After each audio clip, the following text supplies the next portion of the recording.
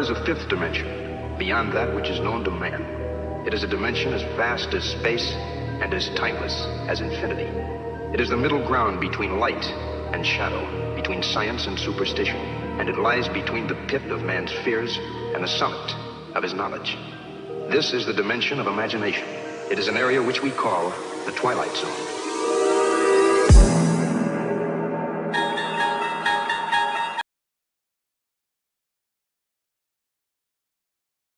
Love y'all, boys. Love you. Love you. I'll go to war with every single one of you, every fucking game, all right? Love you, 1-7. Here we go. 1, 2, 3, 1, 2, 3. Win.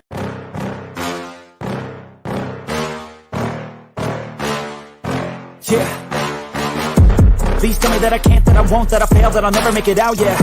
Please tell me all the bad, never good, fill my head full of every single doubt, yeah. Please say any negative thoughts, I pop off when I hear people say I cannot. I get off to the thought of proving everyone wrong, I won't stop to the top, so you better back off and get lost. I'ma stay loud, stay proud, never running out, never heading south. I'll be spreading out, call it word of mouth, can't put me down, I'll be getting loud. You can have your doubts, not what I'm about, have your fucking cloud. It be raining now, I keep making sound, go another round, bitch I'm legend bound, can't stop me now.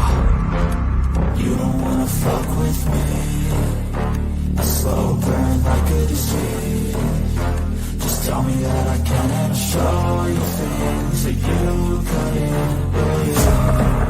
Just tell me that I can. Just tell me that I can. Just tell me that I can. Just tell me that I can. It's showtime. Welcome to Friday Night Lights. I'm your host, Tommy, to the highest degree to the TOP from the 313. And Mikey will be here later, and I'll introduce him when he arrives. Bills Mafia, I've had a rough day.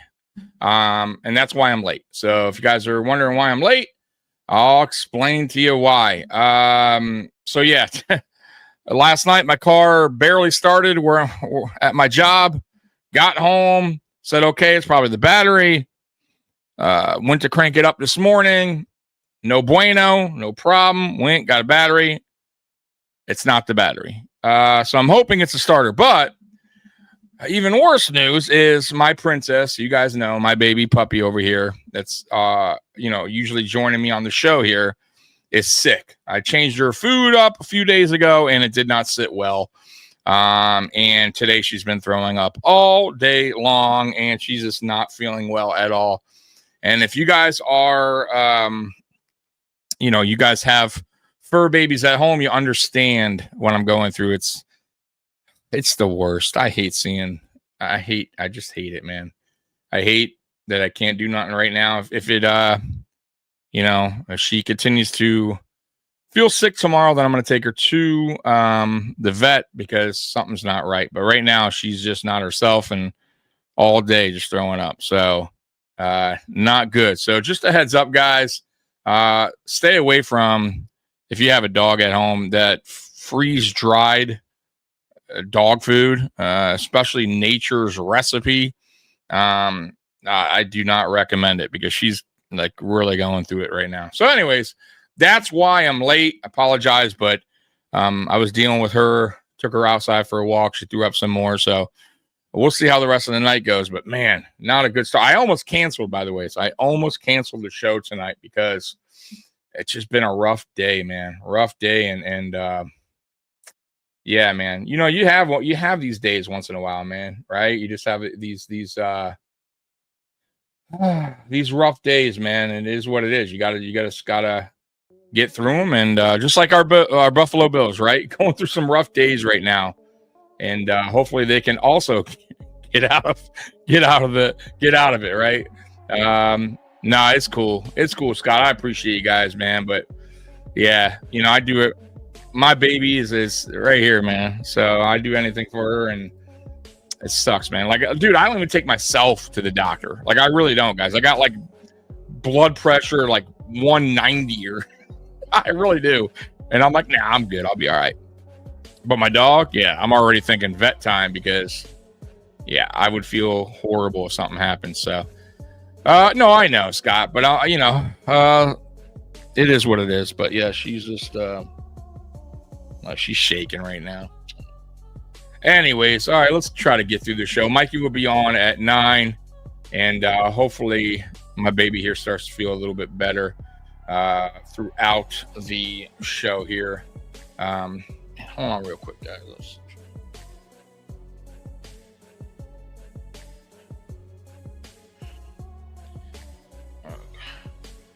Put a little blanket on her.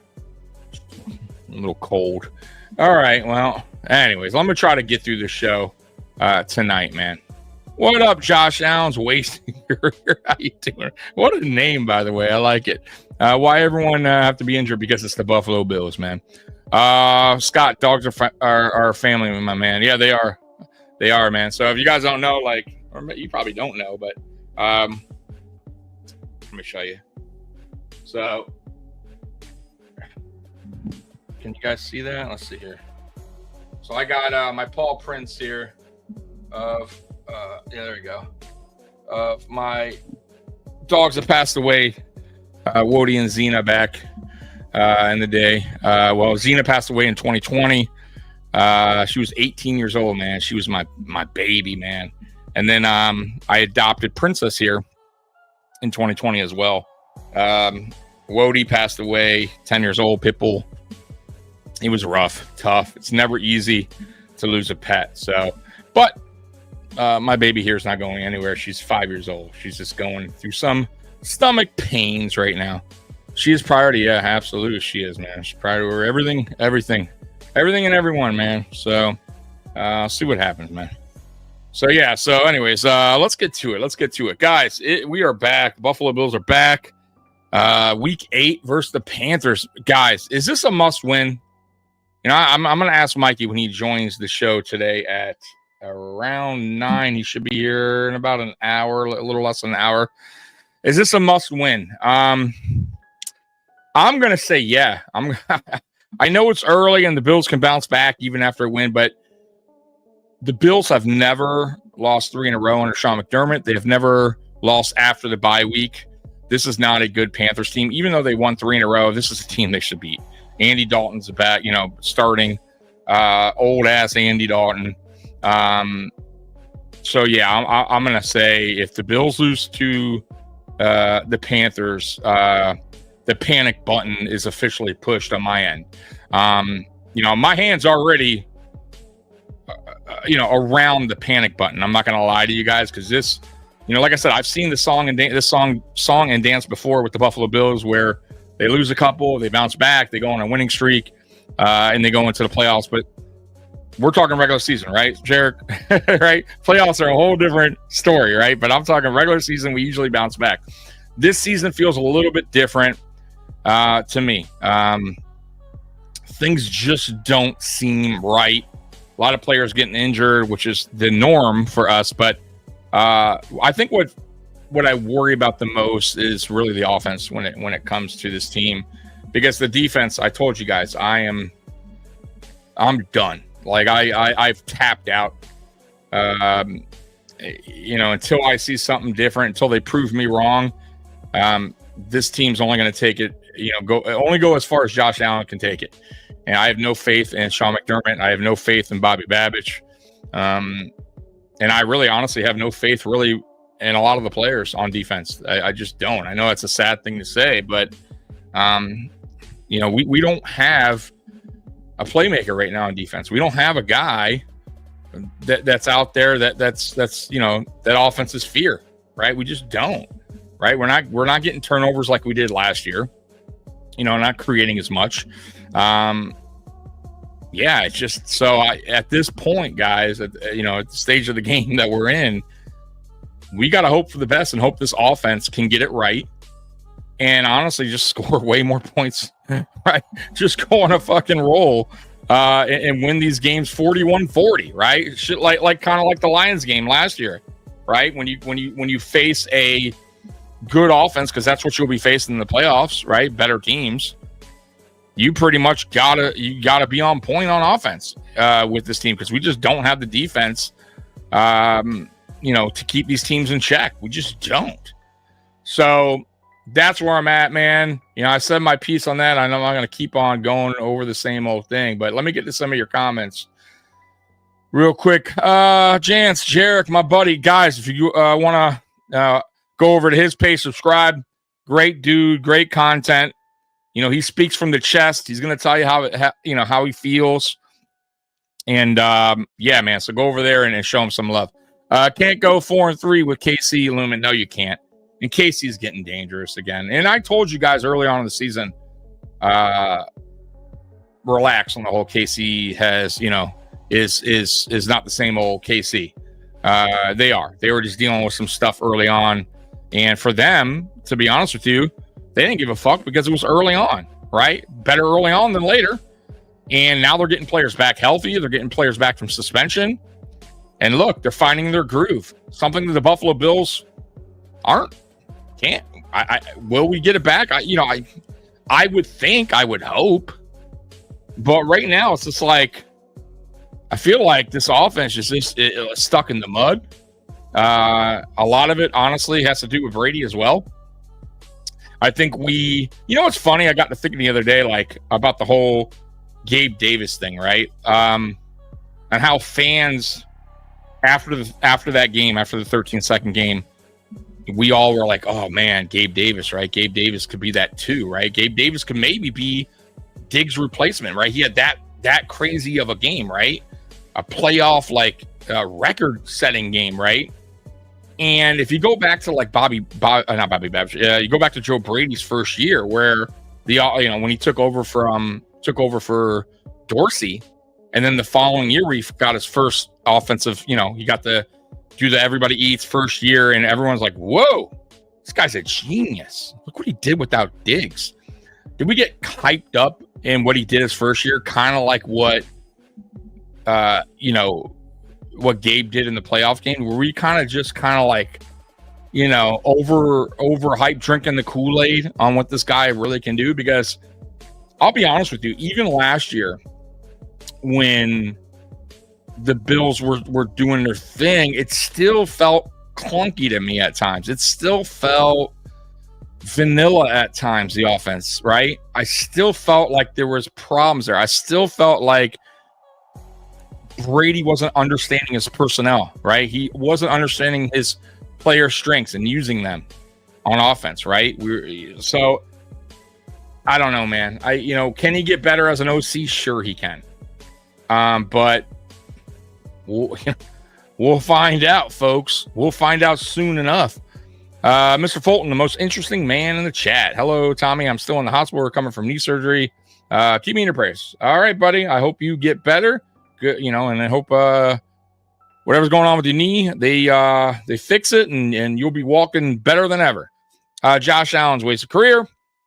Bill should beat Hubbard and Rico. Say, hold my beer. Yeah, and we're going against another offense that's good again, a good running offense. So not good considering they're going against our team, the Buffalo Bills, who is last, I believe, against the run. Not good at all. So let's see if the additions of Hoyt and Obajobi can help with that. As you guys know, or maybe you don't know, Taylor Rapp is on the IR. Woo! Wow. What a surprise. Another Buffalo Bill player going on the IR. He'll be out 4 games minimum.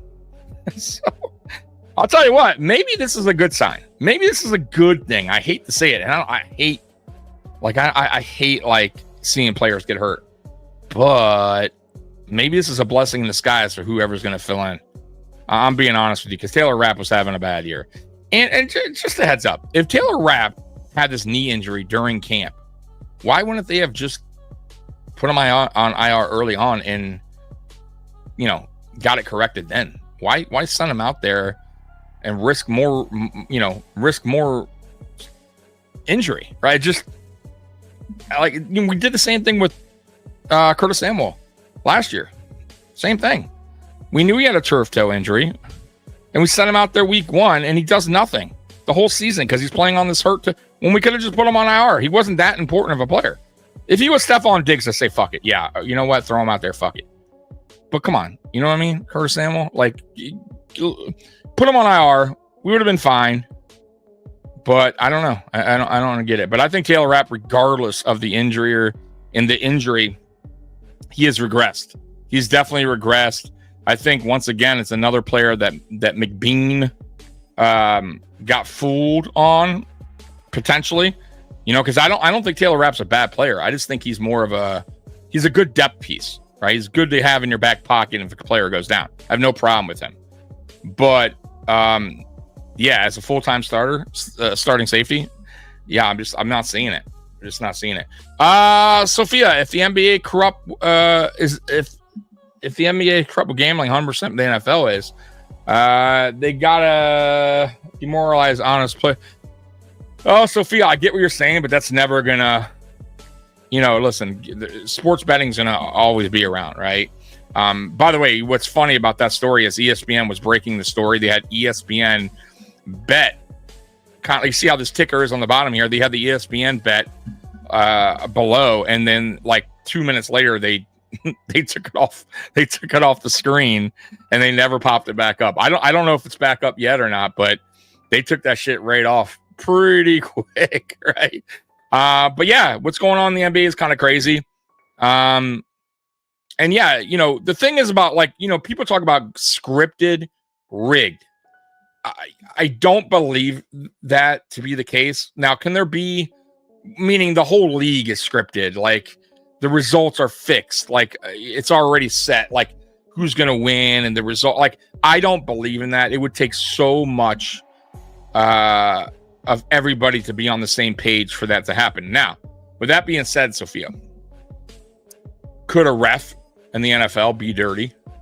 Have a bet, have some secret bet going on with somebody placing bets for him, and he throws a flag on a play that would have made the score of the over, and he needs the under. Sure, that could 100%, but that doesn't mean the game's rigged, right? That means there's a bad seed out there, and hopefully he gets caught. But outside of that, guys, there's not much I could tell you. You guys know that my favorite team's the Pistons. Chauncey Billups, Mr. Big Shots, my dude, he got arrested. For now they're not saying rigging games or not rigging games, but cheating in the games. But they're saying his was more about the poker. He was doing illegal poker with the Mafia. Oh my God, Chauncey, this guy's worth millions. He's dealing with the Mafia. Like, I mean, my God, what are you doing, bro? And but I'm gonna tell you right now, if the FBI arrested these people, they must have something on them, right? Because they know all these people have money to defend themselves. So you would think they have some pretty good evidence if they went, if they arrested them. And you know how the FBI works. This isn't just a 1 week investigation. I'm sure this was a year or two investigation that they had going on in the NBA.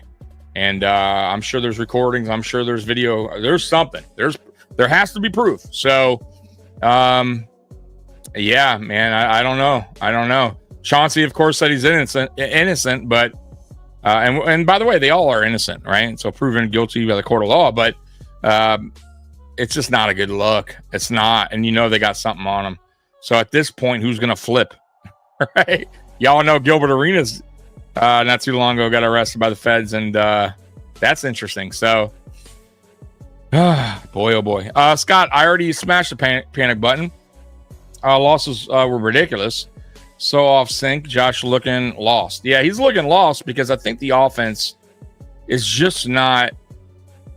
I honestly, I don't think this offense fits him. I mean, listen. I got that it did last year, and maybe it will get better. Maybe it's just frustration with Josh.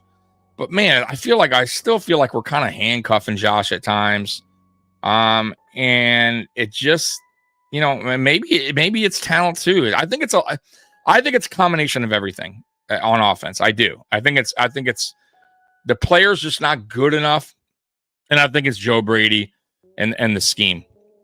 It's just not meshing. And I think Josh is just kind of getting frustrated. And he's also making mistakes. And I want to point this out too. Josh isn't playing perfect, right? Football, right? Josh is making mistakes now. He's forcing the ball more, right? Which is obviously costing turnovers. He needs to also look at himself in the mirror and say, what can I do better? But at the end of the day, The offensive coordinator is responsible for putting these players in the best available spots to win, right? And I don't think Joe Brady's doing that. I really don't. Because I don't think this wide receiver room is that terrible. Okay? I don't think it's great, but I don't think these players are god-awful, right? Throw these players on the Kansas City Chiefs. I promise you, Andy Reid would know what to do with them, right? In that offense. I promise you. But with this offense, under Joe Brady, it just seems like he doesn't know what to do, which is crazy considering you're the one that came up with the everybody eats. This is your offense. So if you're going to create that and you're going to spread the ball around, which is fine with me, then you better have a good scheme and good play calling. And you better understand your players' strengths and use them in the offense. Because if you don't do any of that, then the everybody eats is garbage. It doesn't work, right? Kansas City Chiefs are everybody eats. That is a great version of the everybody eats. They got rid of Tyreek. They said, fuck it, we don't need a receiver, top alpha receiver. We can get by, right? Now, granted, they do have obviously a top tier tight end, but it doesn't matter. The receivers are making plays. Ours aren't, right? They're dialing up, schemes that fit their receivers. We are not. No, it's probably going on. Anyways, so that's the problem right now. This is a different McDermott control of the coaches. It's forcing both to run the offense and defensive schemes. His image is hurting us. I believe that too, Kevin. I do. I think this is what McDermott wanted all along. This is why Dable and him butted heads. You're seeing exactly what McDermott wanted since becoming head coach of the Buffalo Bills. And the only reason he didn't get it from back when he first started with Dable is because Dable was already a coach in the league for a long time. He wasn't a Brady who's only been doing a season under Carolina, young coach, right? Dable's been there, done that. He wasn't going to, take these orders from McDermott. He was going to run it how he wanted to run it, and it worked. So McDermott wasn't going to fire him, right? It's because people will be like, what the fuck, right? The offense is fine. Basically, Dable had to go, right? Dable got the opportunity to become a head coach, and of course, he wasn't going to stick around with McDermott, right? Another season, especially when he got the opportunity to become a head coach. So, so I do believe that this is what McDermott wanted. He got what he wanted, but unfortunately, I don't think Joe Brady's the answer. He may not be. I could be wrong, and maybe he figures shit out. He seems like a bright guy, right? And we got to hope for the best. We got to hope that this guy can figure shit out, right? Because that's all we could do. Right? By the way, guys, I got this whole thing now that this season that fuck it, like let's just live in the now, right? Because I can't keep going back and talking about what we should have done, what players we should have drafted, what players we shouldn't have drafted, what free agents we shouldn't have signed, what free agents none of that matters, right? I'm to the point where it's like, why are we bringing that up when it doesn't fucking matter? And that's the truth, guys. That's like one thing we continue to harp on is the past, right? And you can't turn back the hands of time. You can't do it. And I'm not also going to start worrying about the future, right? And that's, I think, McDermott's problem and Beane's problem. They're always thinking ahead, right? They're always thinking about the future of this team. Like, we have this future outlook. We want to be good for a long time. We don't want to, make any go all in and do anything crazy here, right? We want this team to sustain winning every year. But I don't think fans will give a shit if you won a Super Bowl and then you had a couple down seasons, right? And then you regrouped and you got right back to where you were again. Nobody would complain, right? It's time. Like you're year 9 in, right? And what you've done so far up to this point has been, look, I'm not going to totally shit on it. We're a winning team, right? It's been good enough But we have a great quarterback who's making up for the good enough. If we didn't have a great quarterback, the good enough would be just slightly above average, maybe. Maybe. I'm being nice.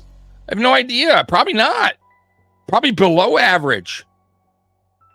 Like Josh Allen makes up for a lot of that. And I was talking about flaws. Like, every team has its flaws.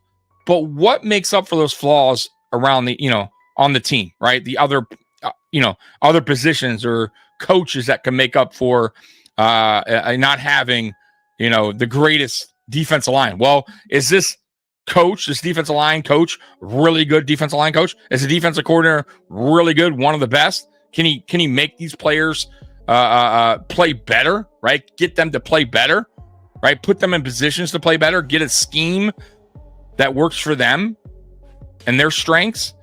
Bill Belichick did it for years. Go look at that Patriots defense. A lot of those guys left and were nobodies when they left New England. Matter of fact, some guys came back and, played just like you saw them when they played in New England the first time around. I really believe like Belichick made his players better than what they were. Can you say the same about McDermott and Bobby Babich and Joe Brady? I can't, right? I really can't. So that's the problem. We have flaws that can't be corrected because the guys surrounding the rest of the team aren't able to. Paul's like Haley said. Only way is if McDermott don't meddle on the offense, and he's always going to meddle. He has his hands in the pot, bro. He has his hands in the cookie jar, right? It's going to happen. It was crazy. Good. Let's see here. Could my man Gabe start? Gabe's still recovering from whatever the hell's going on with him. His off-season, rehab. So I do believe, though, that you will see Gabe Davis at some point, unless something goes bad in his rehab, you will see him called up at some point.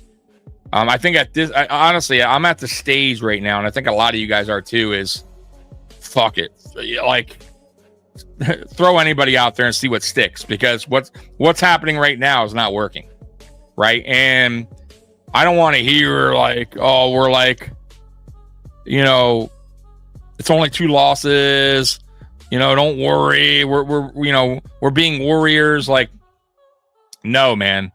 Most of us who watch this team, that love this team, diehard fans that understand football, the product on the field is not looking good right now. You understand that what you're seeing, the play calling is not good. And the results are the results. The results are 2 bad, ugly losses. One at home and one on the road to Atlanta. Both very winnable games, right? And honestly, we got our ass kicked in both. Honestly, we did.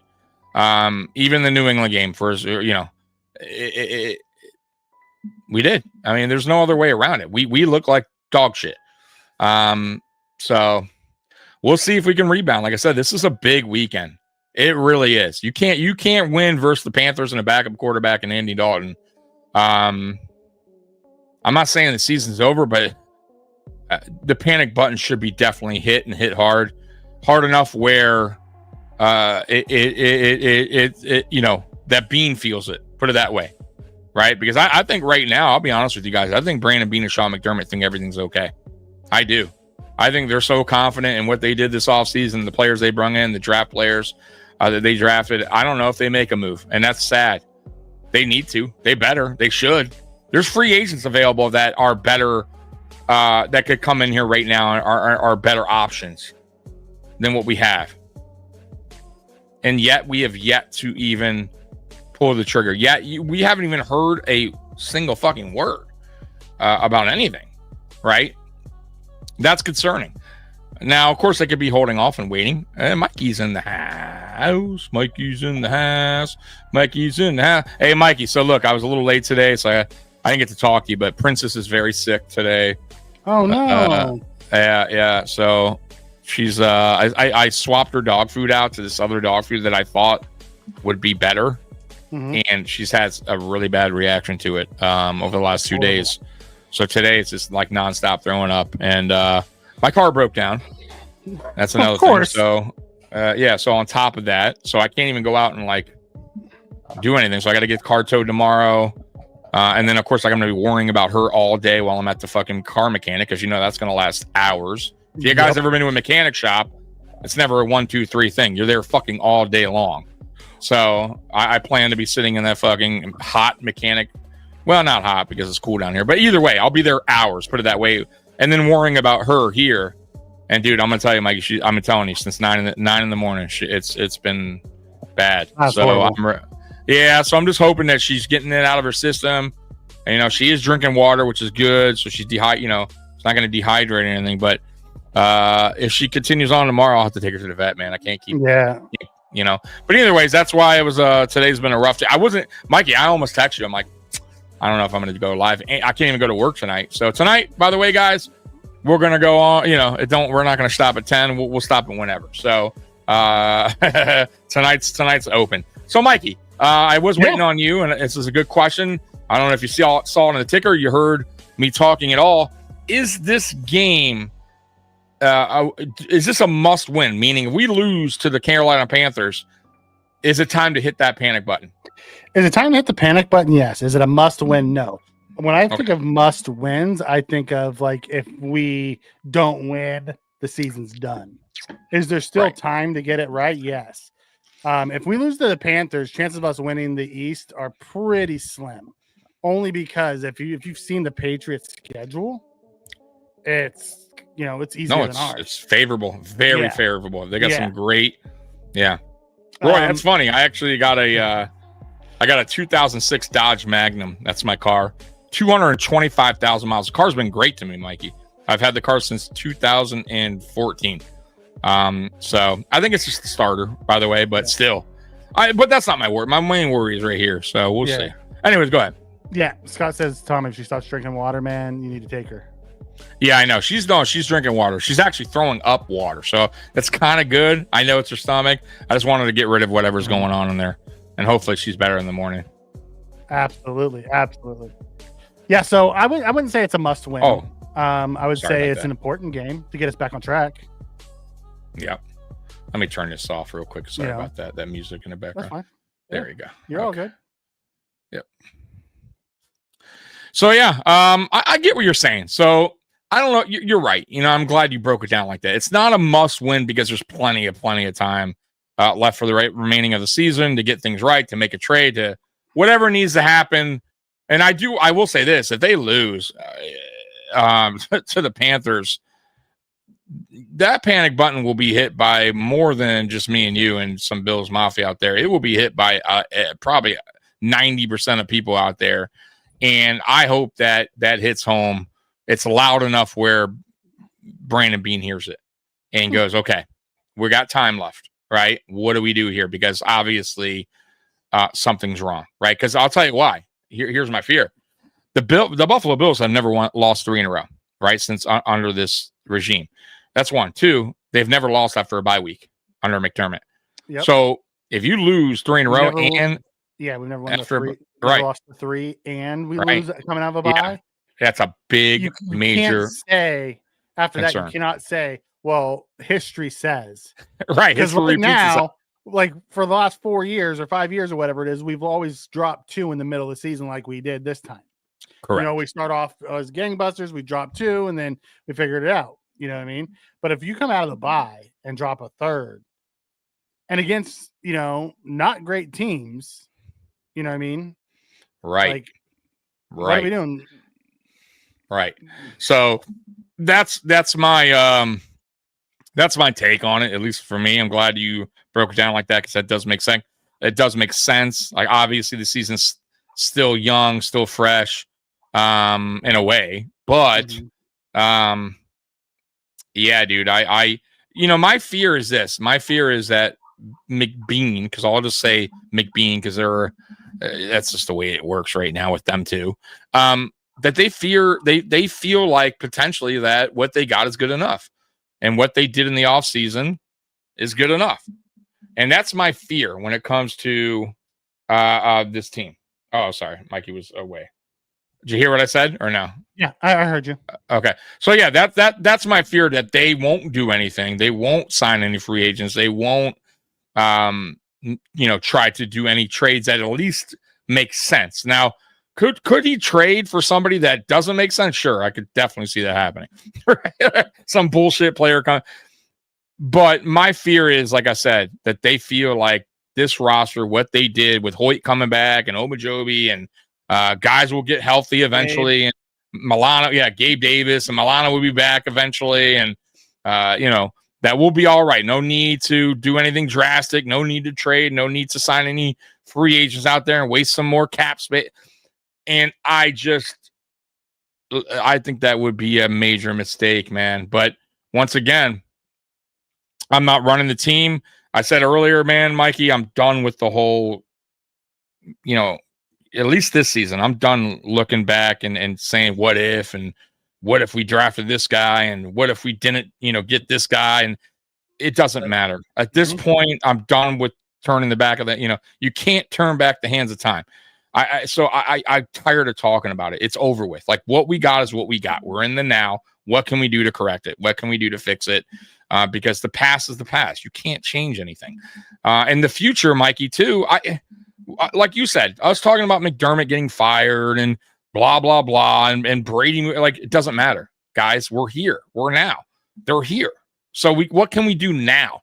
Right? What can things do? What can we do to get better in the now? So, Mikey, what can we do to get in the better right now? In the now. Is there anything or no? In your eyes? I mean, is there ways? Yeah. Trade for better players. You know what I mean? Like, really trade for better players and have your guys that you've paid actually play well. Because that's the thing. Like, Bernard took a step back. Benford's taken a step back. Kincaid stepped up, but once again, he's hurt. Torrance at times looks really good and at times looks really bad. So he's been inconsistent this year. I agree. I agree. Our wide receiver room has been okay, but how about our offensive coordinator actually scheme up some plays that look good? Or, like, honestly, Josh hasn't played great recently. No, he hasn't. Yeah, I think they all got you're right. It's getting our guys. Rapp took a step back. And he's hurt. And he's hurt now. IR. Lovely. So, I mean, honestly, I prefer him there than on the field. I said the same thing like early. I'm like, I don't wish injury upon anyone, but maybe this is a good thing. maybe this is a blessing in disguise because he wasn't working. He's regressed. And I feel like the Bills do this all the time, at least under this regime. They put all their chips into one basket with some of these players, right? With the Raps, with the Bishops, thinking everything is going to be okay. With the fucking stupid punter situation, you know what I mean? Like with the kicker, right? We had to go quickly get a kicker the last fucking second, knowing, right? And by the way, the Rap thing, he was hurt supposedly all camp. Yeah, you gotta rush him out. Like, what do you think's gonna happen? Of course, he's probably gonna reactivate it. I don't believe that bullshit at all. You think there's bullshit just saying it? I don't know. I think he like it wasn't bad enough. Me. It wasn't bad enough. He was limited at all. He didn't show up on any fucking report all year long. So yeah, I think I listened to what Joe Marino talked about this week a little bit, and he's like he feels like it's a soft benching. I felt the same way. Like, it could be, but he's been a little odd. He's been that bad, man. No, he's been bad. I agree. And like I said, once again, if it is an injury, I'm not, we don't know if it is or not, but maybe this is a blessing in disguise to give another guy an opportunity. And at this point, like I was telling the chat early on, Hancock.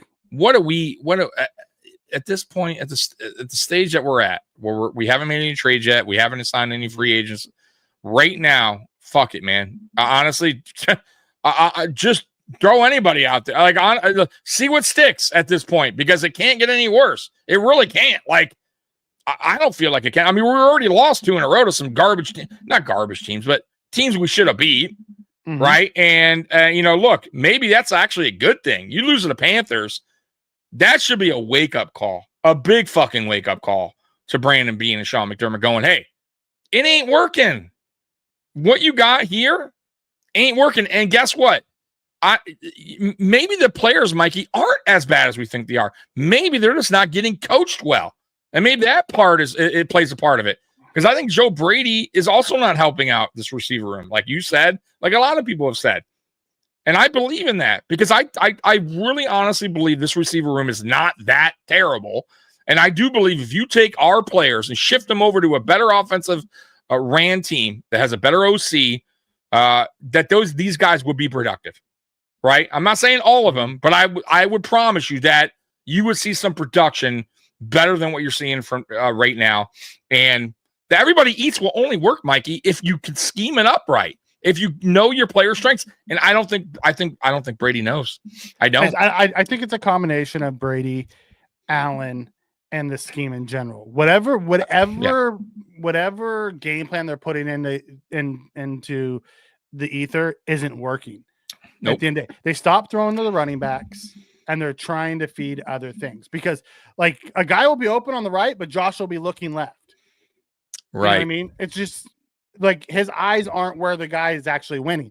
And they're all so inconsistent, they don't always win. So it's just been a combination of things. I think it's partly coaching, it's partly the players, it's partly, injuries, but it's also only been 2 games. And we can come out here. It's been 2 losses though. It's not been two games where the offense has been funky. Yeah, but they're still putting up 31. Even in Little Funky, they're still putting up 31. Yeah, I get it. Now, let me ask you another question that we're on this.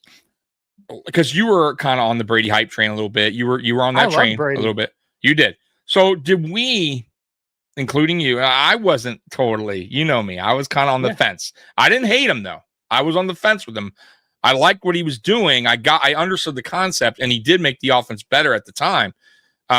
It worked, but did we kind of drink the Kool-Aid too early with him? Meaning, like, I brought up like Gabe Davis, for instance, in the playoff game where he had this great performance, and Brandon Beane and a lot of Bills fans were like, "Bro, this guy could be potentially a 1, maybe. Who knows? Like, you know what I mean? Like, watch out." And they kind of put, hey, here's our guy, here's our number 2 for sure. When Diggs, because I heard that too. When Diggs leaves, Gabe Davis, 200, 4 touchdowns.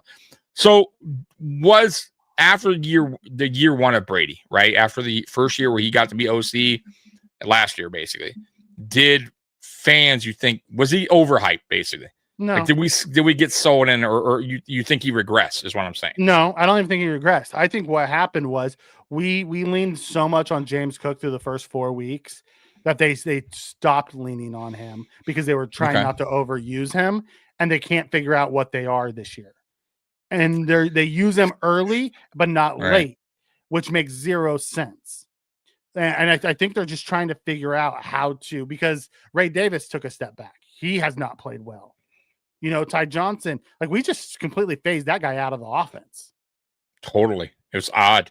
It's just, I agree. I mean, like, I think it's a combination of just bad game plans, bad personnel usage. Like, also, the game plan. You have a team that has great corners and with the Patriots. And we try to throw outside rather than over the middle. All right. Then we go out where, we could have lined up and just pounded the ball like the 49ers did against and we went to 10 and 11 personnel rather than our 13 personnel. Like, we could have brought in Alec Anderson and still ran that 3 tight end set and pound the ball. But they're trying to, like, I don't understand what the game plan is and what we're trying to get to. And I think that's part of the frustration. Do you think possibly, because it is a lot of new faces in that room for Brady, at least for the receivers, do you think he's still kind of trying to figure out each guy and use them correctly in what he wants? Or do you think that's just not his strong suit? Meaning he's not understanding what each guy's strengths are. Maybe that's something that he doesn't do well. I don't believe that. I think because why was last year's, you get what I'm saying? Why would I guess my point is, you saw what last year was from Brady, and you got excited, and a lot of fans said, "Hey, Brady, look at our offense." And that was in my opinion, that receiver room was not as good as this one by far, in my opinion. I thought we upgraded tremendously, I felt like, with the players that we added this year. So why was last year, is it just a play calling, or is it a combination of not understanding the new guys? Play calling has regressed and he's trying to change things up a little bit this season. Like, is he actually trying to maybe implement more into the offense and it's throwing things off? Like, no. What do you think the disconnect is? And I'll get to that in 1 second. But this T Green guy, he's a Panthers fan. You walked into our chat on a Bills station and say, "Quit being a hater." We have yet to even talk about the Panthers. Right. So check yourself, brother. Yeah, like you want to walk in and be happy with your team. You're 4-2, and you have a really good offense, and your defense has been solid, and you guys are trending up. Great, more power to you. Yeah, but don't come in here acting like we're talking shit about your team. We're talking shit about our team. Right. We haven't even brought up the game yet, buddy. So I don't know what you're talking about. We have yet to bring up the game. We usually save that for the last. If you're still here and you want to wait around for that part, that's fine. Let's settle down, saying no nerves, stop being a hater. We're not being a hater. Yeah, and they're 4-3. By the way. Oh, you're talking about Scott? Okay. Okay. Scott being gotcha. Okay. Yeah, but Green, you are in a Bills chat room. Like they're probably going to be a little bit whatever's going on there. I just caught that piece of it. Okay. I'm like, wait a second. I need to set the record straight. We're not even talking about the Panthers yet. Yeah. If you're still in here, man, that's one thing about this channel, man. And I don't, like I said, I don't know if you're still here, but we don't. That's not what we do here. Like even when we win, like we're not like these over intense, like fuck the Panthers, like we don't. It's not what we do. So just a heads up. We'll be here post game for that, win or lose. And like I said, I feel like me and Mike are very humble and gracious at the same time. So whatever happens, we handle it well. Go ahead. Yep. Back to your question. No, I really think that McDermott has always wanted a ground and pound offense.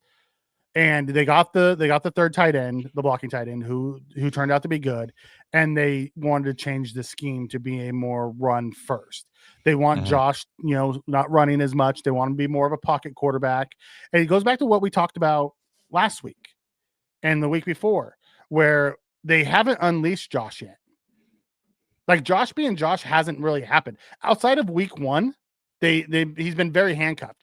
It's very reminiscent of when we were 6-6 or 6-5 or whatever it was, and we had to chase down the Dolphins when Dorsey got fired and Brady took over and they unleashed Josh. You haven't seen that yet. You haven't seen a lot. I've seen 0 quarterback sweeps. I'll see a quarterback sneak.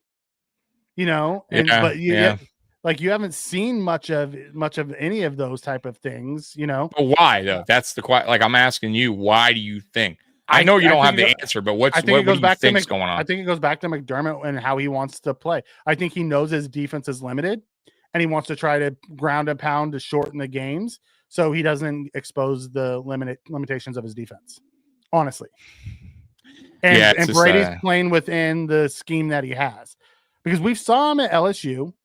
Like, even as bad as he was in Carolina, he still had some good schemes. He just didn't have the players to put it together. And then when he came here, he saw what he did last year. Though he doesn't have it here either, though, Mikey. That's the problem. He has the guy pulling the trigger who makes everyone else better too. No, I get it. He has the greatest quarterback he's ever played. Had an opportunity to coach, but. He's also he's worked with better talent as far as LSU and Chase and Jefferson. He didn't have the talent in Carolina. He didn't do well there. I don't know. To me, I feel like my thing with Brady last year, Mikey, and you knew this, I felt like even though we were scoring, by the way, we weren't scoring that great in the beginning of the season. We was like 26 point something. Then we did the Cooper thing and we went on a roll. Whether that's Cooper's thing or not, it doesn't matter. We still winded up down the stretch. Our offense clicked. We started scoring points. Fine. But I still felt like during that season, and I would text you during games, it felt like at times like it would go vanilla, or it would go like he would just all of a sudden go away from what he was doing best, or it would go very conservative, or he would be, a lot of the plays were predictable, right? We said that a lot last season. Like, damn, why are you running the same play over a very predictable off? And then, during the course of a game, he'd get back on track and we would see the good offense roll again, right? And be like, okay. And I just felt like, as we talk about players being inconsistent, I feel like that's Brady too. I feel like he's been inconsistent as OC. And I feel like he's still trying to find his way. Meaning, I don't know if he's, quite there yet. He hasn't reached the ceiling. And that could be a good thing. Maybe he could get better as the season goes on. He's learning. He's watching film. He's getting better as an OC, just like a player would get better. But right now, I feel like he has a lot of flaws in his coaching style that he needs to correct. Because this offense can be better. Like you said, we have the best quarterback in the league. We have receivers that are capable for now.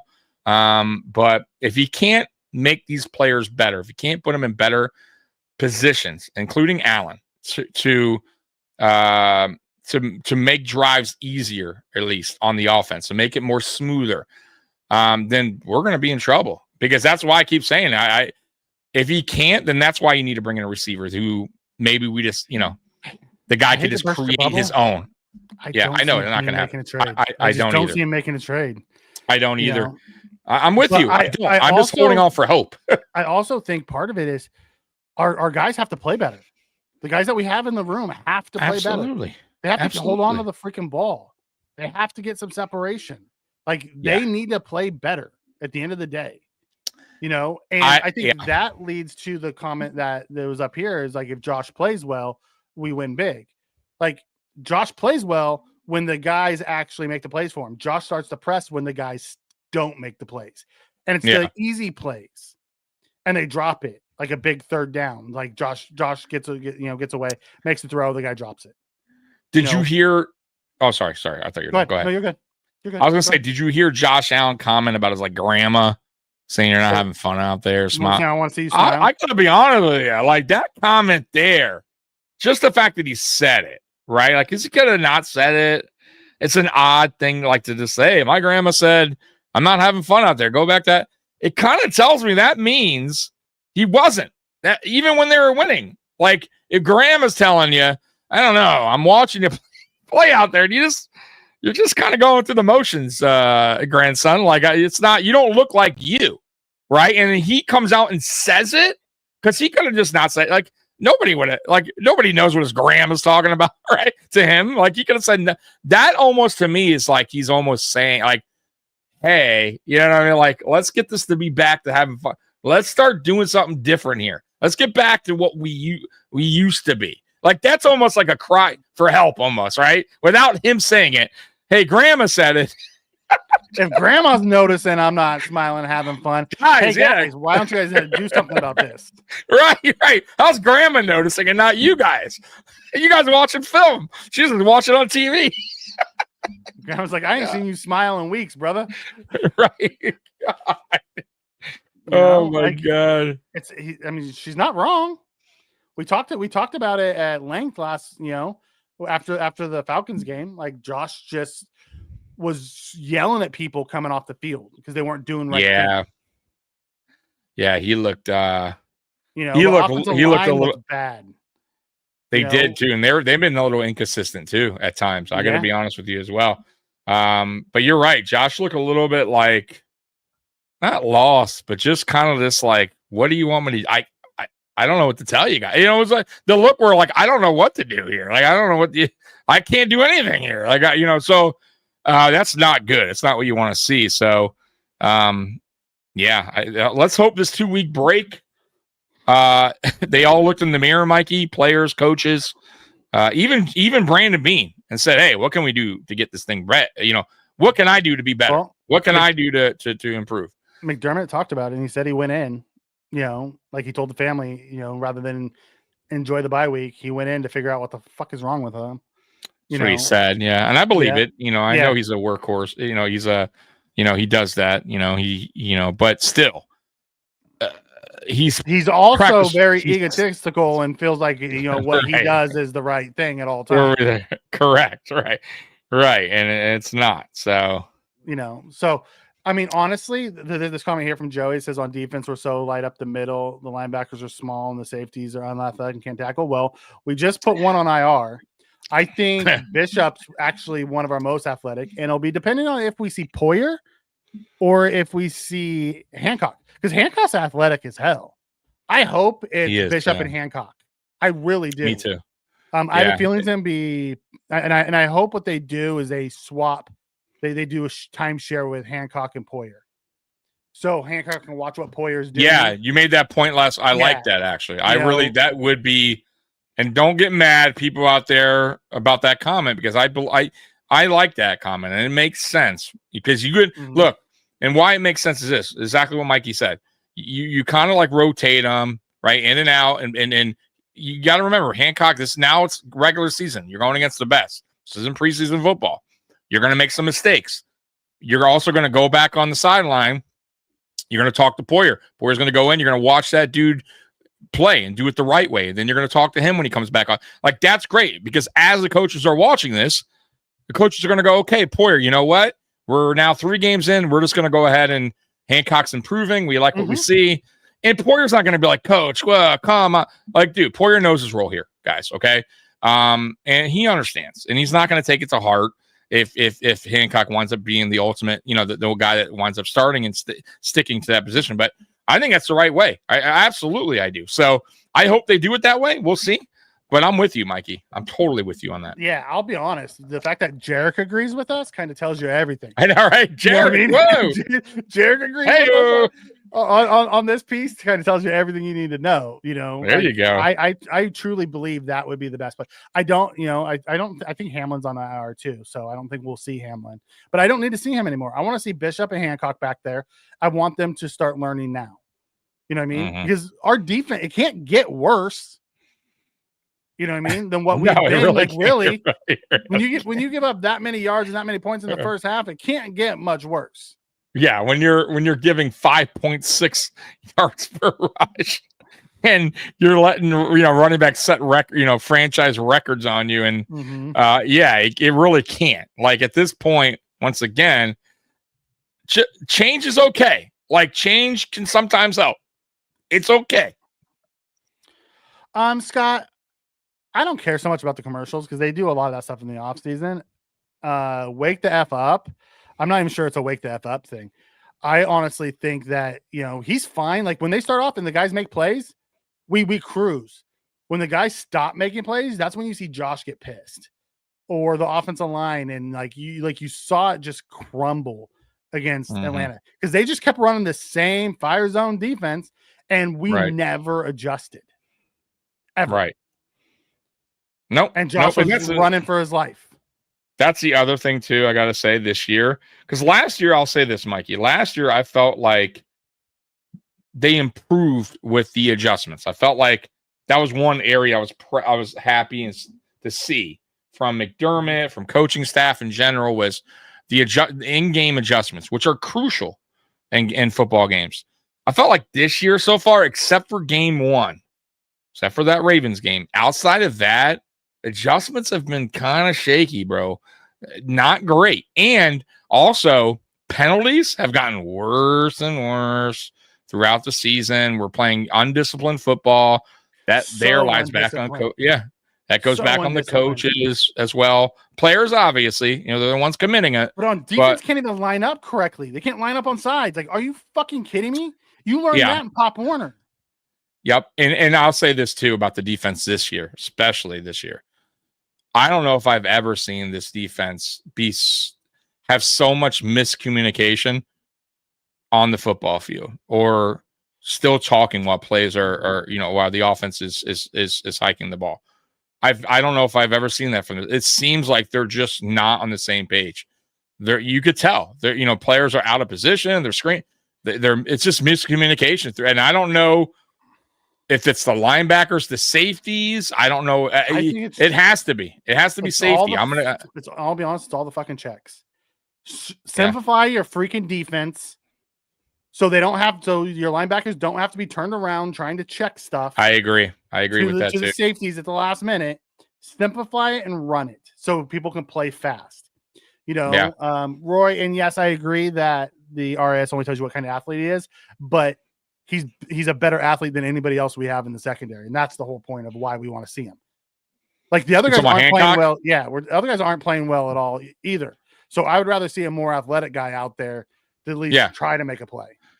Right, and what I'll say to that, Roy, is I'm very big into the eyeball test. What I saw from Hancock and the clips in the offseason and then obviously preseason when he was on the field, I like what I saw. Was he perfect? No. Did he make some mistakes? Sure. But I felt like he looked like he could be our future starting safety, 100%. Like that dude looks like he has a lot of room to grow as a player. His ceiling looks pretty high. And I just needed the guy to get an opportunity. Unfortunately, he got hurt. If he doesn't get hurt, I do believe we would have saw him earlier at some point, probably get a start, or be maybe more rotational. But he's here now. We're gonna find out shortly. But listen, young talent, you got to give them their opportunities. They're gonna make mistakes, but you eventually got to get them. You got to throw them out there and see what you got. And we'll find out with Hancock. We will. I believe we will soon. Yeah. A lot of people believe that McDermott has his hands in it. Listen, it was the biggest issue that McDermott and Daboll had together. McDermott wanted a ground and pound offense, and we weren't built for it. Daboll was running a scheme that, highlighted the talent that we had on the roster. Yeah. That best fit, that best suited what we had at the time. We didn't have the greatest offensive line. Like, it's funny because, I talked to Curtis over at Ace Per Head, and I love the dude, and he's smart, and he understands, and he was preaching it for years. The Bills got to be more balanced. They got to run. And I kept telling him, yeah, I agree with that. And I'll be honest with you, every team should be pretty balanced. That sets up everything, play action, all that stuff. But the problem is you still got to have the offensive line to do that. You got to have run blocking, right? You can't just be a bad running team and expect to be balanced. Not going to work that way. So we didn't have a great run blocking offense at the time. We weren't built like that, and we didn't have the greatest running back. I love Devin Singletary. You guys know that, but he's not a James Cook, right? So we had to be more pass oriented, and Daboll did a great job. Matter of fact, he got us just as far as this new scheme that they got rolling, AFC Championship game. So, look, at the end of the day, we know both styles can work, right? We obviously got as far as with both. We got as far as we did without Diggs, right? So we know that we don't necessarily need to have the alpha, but you still need to scheme it up right. You still need to get things going right with the coordinator. You still got to get players need to step up. And right now, this season, Mikey, I feel like we have a lot of players that are regressed, and that's a major problem. Can't step back. And then also our offensive coordinator has stepped back. And the whole McDermott having his hands in the cookie jar, yes. And that's just his ego. And that's what he wants. And there's a reason why he promoted within. There's a reason why he got Ken Dorsey promoted within, and he was a quick fire, right? Get the fuck out of here. Now it's on to the next, which is Joe Brady. And if he doesn't work out, get the fuck out of here. It'll be the next guy up. And same with Bobby Babbage. It'll be the next guy up. And that's how I truly believe until McDermott is let go here, there will be no outside hiring as far as OC or DC. It will be in-house. No. I don't see it happening. And here's my issue with that. Lou Anarumo took the fall in Cincinnati. He walked into Indy and turned their defense into a top 10 defense. A defense that was horrible last year. Right. But Indy has an offensive-minded head coach, brought in a defensive-minded head coach and said, this is your area, do your thing. And he stayed the hell out of it. Right. But it is what it is. And Scott, would I trade McDermott for Daboll? No, Daboll's a hothead. Like I love Daboll. I wouldn't want him as my head coach. I wouldn't either. I just don't feel like I feel like his sweet spot is OC. I think that's a sweet spot. I think he understands players, strengths. Kind of like he's not as good as Reed, obviously, but he's in that category where he can make certain players better than what they really are. He knows how to develop. He knows how to work it and athletic scheme it. Quarterbacks. That too. He knows how to develop that, but he also, if he has the right quarterback, because he couldn't scheme it with Daniel Jones, who Steichen is now scheming for. I get that, and maybe that's his downfall as an OC, but I also know that on this team, when he was here, if we're looking at the overall what he did, not just with Josh, because I think Josh's development had way more to do. It had Dable, it had Dorsey, it had Palmer, like a lot kind of had, and then obviously Allen wanted to get better and work on his craft as well. Like that all made Allen who he is. But I feel like Dable's strong suit was, if you look at the team and the players that perform well outside of Diggs, because Diggs was Diggs, right? He didn't need Dable to necessarily scheme him up to, but if you look at Gabe Davis, right, and look at him now, right, he left and he was nowhere near anything he was here when under Dable, right? Not saying he was great under Dable, but he's pretty damn good, right? He put up 850. Like I would take that in a heartbeat, right? Isaiah McKenzie, he made better, right? Isaiah McKenzie, come on, he left. He was garbage. He was, no offense, Isaiah McKenzie, if you're watching, but you didn't do much after you left here. Cole Beasley had his best seasons here. John Brown never had 1,000 yards. You have to give Dable love to go, hey, I know what John Brown does well. I know what Cole Beasley does well. We're going to scheme it up like this. This is what you're going to do, Cole. This is what you're going to do, McKenzie. This is what you're going to do, Gabe Davis. And he made it work. He made these guys work. He understood the strength. And that's where I don't think Brady has, bro. Can I be honest? Mm-hmm. I don't even think he schemed them right. I think he empowered his receivers, because everything was an option route in Dable's offense. True. He empowered his receivers and Josh to read the field together and figure out what was the best route at that time. Right. It wasn't a true scheme thing as much as it was he gave everything. Every route had 3 options on every play, and it was Josh and the receiver's job to figure out what the defense was doing and read it the same way and run that type of route. But he still gave that responsibility, though. It was correct? Empowering the receivers and Josh to do it. I think that's the difference between what Dable does and what Brady does. Brady schemes. I want you to do X. I want you to do Z. I want him to be here at this distance. I want Josh to do whatever. But, because you don't see a lot of option routes anymore. But creativity was there for Dable. Right? By far, way better than Brady. Let's be real. But not even close. Using speed on offense, he knew how. We had the one guy he was going to use him, right? Sean Brown, he knew. Hey, is there over the top? I get what you're saying, but it doesn't matter. He found a scheme that worked. It worked great at the time. Allen has, over 4,000 yards every year under Dable. Receivers were, we almost had 2 1,000-yard receivers, and Diggs and Bees, like, we haven't had that. We haven't come close to that since, right? So, like, I just think, like I said, I think he understood his personnel a little bit better.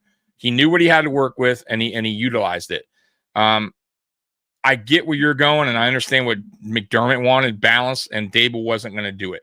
At least not at that moment.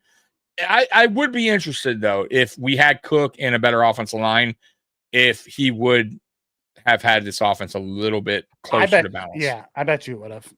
Right. I watch what he's doing with like Scatabo and Dart now. I can imagine what he would have done with, even last year with Tracy and Devin Singletary. Like he ran there, and he didn't even have a good offensive line last year. His offensive line is better this year than it was last year. So I think he would have. It's just 2 completely different offensive scheme types. Oh yeah, it's way different. I agree. Like the way we used the speed then, it was because we spread everyone out. It was a lot easier to use. Now we're condensing everything and using jumbo personnel because we don't have the spread them out type of players. We just don't. So if you go back to Dorsey, by the way, Dorsey's first year, he coached for a year and a half, basically. His first year was not terrible. Right? We were in the third. We were at top 5 offense, if you remember, under Dorsey. The 1 year, the first year. Then the second year came, remember? And that's where things started to kind of go bad, kind of go on. Now, it's kind of like similar here, right? A 1 year good from Joe. And now we're kind of, I'm telling you, go back to the Dorsey year. I know. I understand what you're saying. He fed off the Dable playbook, but he still had to call the plays. No. I'm not even saying that. I'm saying the Brady piece. Okay. Because the Dorsey that year he got fired, we were bad from Jump Street. Right, that's what I'm saying. The second year, you're saying we're not as bad. I get that. He's not as bad. I understand that. We're not, the last 2 games, yes, we've been that bad. But I would say three. I thought the Dolphins game was, and even the Saints game was shaky. No, I'm gonna be honest with you. Like on the offense, we were fine. The issue was more defense with the Saints. We kept giving up the 3rd and longs. We still give up the 3rd and longs over and over and over. Offensively, I felt like we were fine against the Saints. We can agree to disagree on that. That's fine. No, I'm just saying I don't know what we had at the half, but I'm pretty sure it wasn't great. I'm pretty sure we started off that game pretty rough.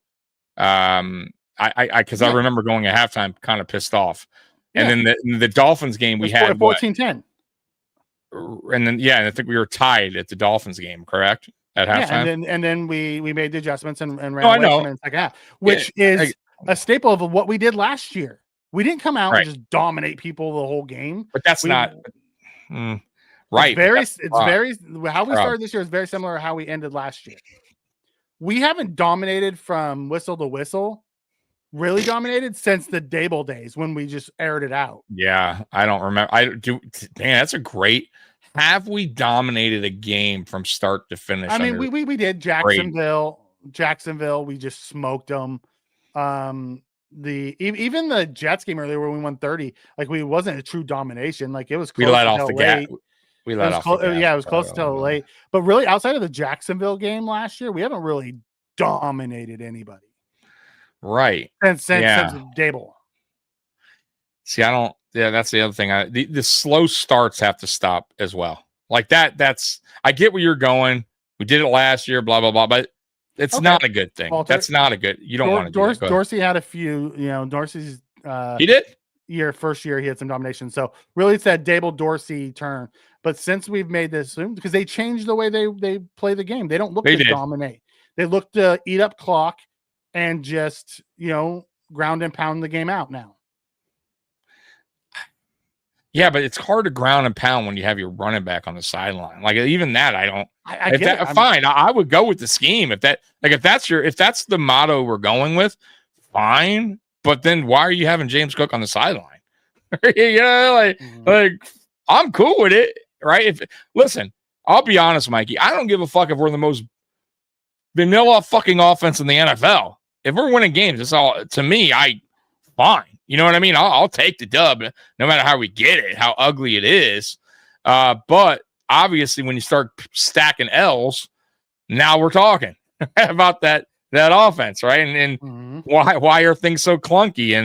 And then, of course, you just start looking back at even wins and going, well, we had this game that wasn't the hottest and we got back on track, but why didn't we have a better performance? Why didn't we, have a better first half? Like, I'm telling you, you're asking the same questions Chiefs fans were asking last year. How are we not dominating more of these teams? Our offense is just squeaking by, doing these things. You also have to remember the other team had a whole offseason, as someone said in the chat earlier, had an entire offseason to plan for what we did last year. And absolutely, it's our turn to adjust. And so far, we haven't adjusted. The last couple of weeks, we haven't adjusted. So let's hope we get back to form. Having 2 weeks off, sitting on that loss also doesn't help our mindset today. No, it doesn't. But, you bring up the Chiefs fans, and I'll be honest with you, Mikey. Maybe some did, but if I'm a Chiefs fan, I'm just throwing this out there. I don't give a fuck how. I'm not saying it. Dude, we've won. We've proven that we can win. We've proven we can win. You know what I mean? Like, I wouldn't worry at all because, you know what I mean? And I'm not saying that the Buffalo Bills haven't bounced back, but we also haven't gotten Super Bowls. You know what I mean? We also hasn't bounced back to the degree that they have. They bounced back where it led them to a Super Bowl. We bounced back where it led us to the playoffs with an early exit or an exit at the AFC Championship game. But you know what I'm saying? Like it still wasn't good enough. With them, if I'm a fan, I'm going, we'll be fine. I know this team. You know what I mean? Like I'm pretty fucking confident in my team. I know Andy Reid can get right. I know these guys can get back on track. You know what I mean? Like, I don't know if I have that extreme confidence with this team yet. You know what I mean? I know that I'll tell you why we have confidence in this team, Mikey, at least from my point. You can tell me yours. Josh Allen, right? That is the only fucking reason that I have I'm honestly sitting here going, without him. We're a 3-win team without him. Yes. So you agree. So that's good. You agree with that. But that's it. Like when we and I say it over and over, when we talk about players coming here, players that want to play here, it's because they want to play with Josh Allen. Because why? Because Josh Allen gives you the real he's the reason why this team wins. And they know that. And they know you're playing with him. You have more of an opportunity to have a playoff berth, right? And that you can smell the playoffs, right? If you're a guy that haven't been in the playoffs, let's say a defensive player, right? Whatever. You haven't, things are going bad where you're at, and you're going, damn, I know this guy can probably get us there no matter how bad the coaching staff is. So yeah, that's the only confidence I have in this team, bro. I'll be honest with you. It's not Robert, with anyone else. Yeah, no, I'm with you on that. Robert, I disagree with you on this point, and we can agree to disagree on this about being in McDermott's lack of roster building acumen. Because if you go back to 2021 in the 13-second game, we had a room full of stud receivers, and we still fucking lost. Yes, and that was because of the defense. But guess what? We still have that same problem. So being in McDermott has been trying to fix the defense, and they haven't been able to this point. Yeah. Yeah, I get it. I mean, that's why I keep saying, Robert, I'm done with it. Like, and to Mikey's point, though, I will say this about them, though, about at least Brandon Beane. It's like, okay, Mikey, is a great point. You said that offense was great, but you knew that Emmanuel Sanders was retiring after that year. You knew it, right? He wasn't coming back. Actually, we didn't. Really? All right. Well, either way, you knew he was getting up there in age. It doesn't matter. You knew you had to eventually find his replacement. You knew that. Cole Beasley. So once again, guys were kind of getting to that point where the exit's nearing, kind of like Micah Hyde and Jordan Boyer. And I felt like they were kind of unprepared and kind of pushed it to the side, at least on the offense. It'll definitely with the safeties and definitely with the offense receivers. When they knew that, hey, these guys are aging, let's start stacking up in the draft. Let's get a couple guys in, a couple receivers, young faces. And they look, they got shorter in the 6th round. They got fucking last year, 7th round. They got, they finally got Coleman, a receiver 2 years ago in a second. But it's not enough. Like, they really haven't done a lot, to be honest with you. Yeah. On offense. I'll be perfectly honest. And we talked about this a couple weeks ago. The worst thing that could have happened to the Bills and on the offense was that 13-second game. Because that made them think that Gabe Davis was ready to break out, and they put all their eggs in the basket, in the Gabe Davis and Stephon Diggs thing, and figured they could bring in somebody else. And then they did it for 2 or 3 years, and it didn't work. No, it did not work. And they bet on Davis taking that next step, and he never was able to. So at the end of the day, like, I understand where you're going with. Yes, I think we should draft receivers every year early, just to continue to keep stocking for your all-world quarterback. Yeah. Chiefs do it every year. For your all-world quarterback, you should just keep giving them, because it takes them a year or 2 or 3 to get right, and then by that time they're now good. So I'm with you on that, but I really honestly think that 13-second game is what changed the philosophy, and they realized, okay, what we're really lacking is defense. So since then they're like, okay, Josh can help lead us and get us over the hump and get us where we need to go. We need to fix this defense. And they just haven't been able to. And I don't think it's a player thing. I think it's a scheme thing. And if McDermott, it doesn't matter who the fuck we bring in here. If McDermott doesn't fix his scheme, nothing's going to change. No, I'm with you. I'm definitely with you. The scheme is where it's at for me on defense. I just think it's broken. I don't think he has the right players to fit it anyways, to be honest with you. He doesn't have the duo of Poyer and Hyde anymore to make that really, really effective. Like, you have to have pretty good pieces to make that effective, what he's doing, right? That style of defense. You have to have guys that are on the same page, knowing where to be, tackling well. Yeah, you can do the bend, don't break, and it can work. Like, it can. And he's proven that years ago, right? When it was working. But as players get older, as players start to get hurt, right? And you start to see DeMar Hamlin come in. Right? It's not working anymore. It's not as good. It's not as effective because we don't have the luxury of Poyer out there anymore. Right? Now Hyde's out, right? Oh, man. Now we have We got to draft this guy. Now he's hurt. Now we got to throw this guy out. It's been a mess. It's been a mess since, and he just doesn't. Like I said, you made a great point earlier. Like simplify it a little bit, right? Mm-hmm. You don't have the guys right now where they can go off the playbook that Poyer and Hyde and Milano when healthy and all these other guys have been in the system a while, understand it, doesn't need, that's why the whole Michigan communication's happening too, right? Simplify it. And maybe it'll get better. You don't have to make so many freaking checks to where Correct. Every level needs to have a check to get into the right perfect. And I think that came out after Frazier left was, they were super good in the regular season because they had a more simpler defense. Once the playoffs started, they wanted to be in the perfect defense at all times. So they had all these extra checks and things just went haywire. Like, stop trying to be perfect and just let the guys play. Right. Trust in your players, right? They've gotten you to this point. They played very well. Why would you all of a sudden throw more shit at them? Right. It didn't make sense. So I'm with you, man. But you're right. After that 2021 game, I believe they thought the offense was fine. Gabe was going to take the next step. Let's focus on the defense because it was true. If you heard their press conference, it was all about beating the Chiefs. What can we do? Right? What can we do to stop Patrick Mahomes? The defense, remember pass rush. That's when we got Von Miller. Right? We got to close these games out because that's the reason why we lost the game against. That wasn't the reason why. Like even if we had Von, I don't think we still don't. It just wasn't good. Yeah, they torched our secondary. Correct. So I don't think he makes a difference. Poyer and Hyde were taking bad angles.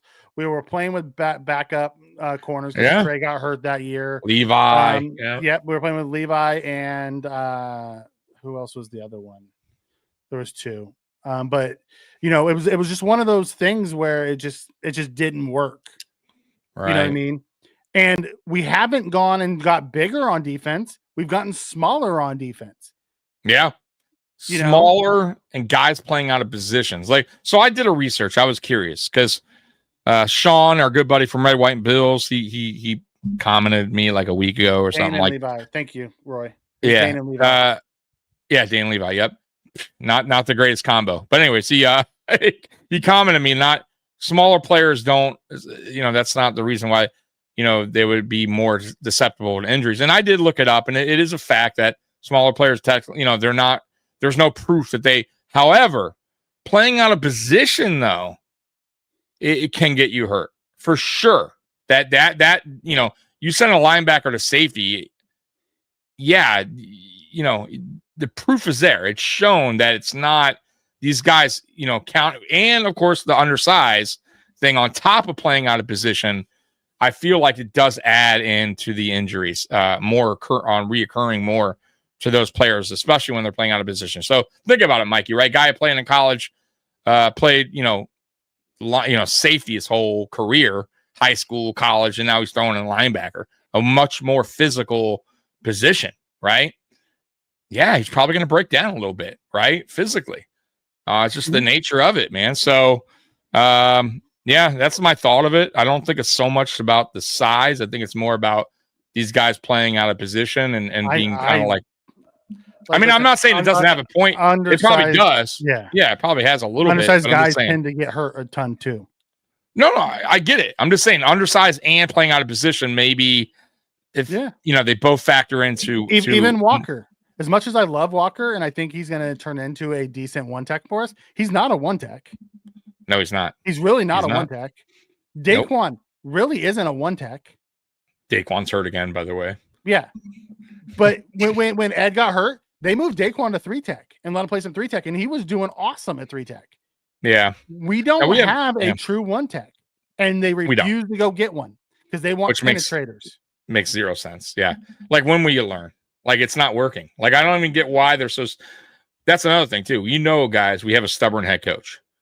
He feels like his way is the right way all the time, even though it's not working, even though a lot of people are going, it's not working, right? Like, I'm sure he hears the outside noise, but his ego is not going to let it go. His ego is, this is my defense.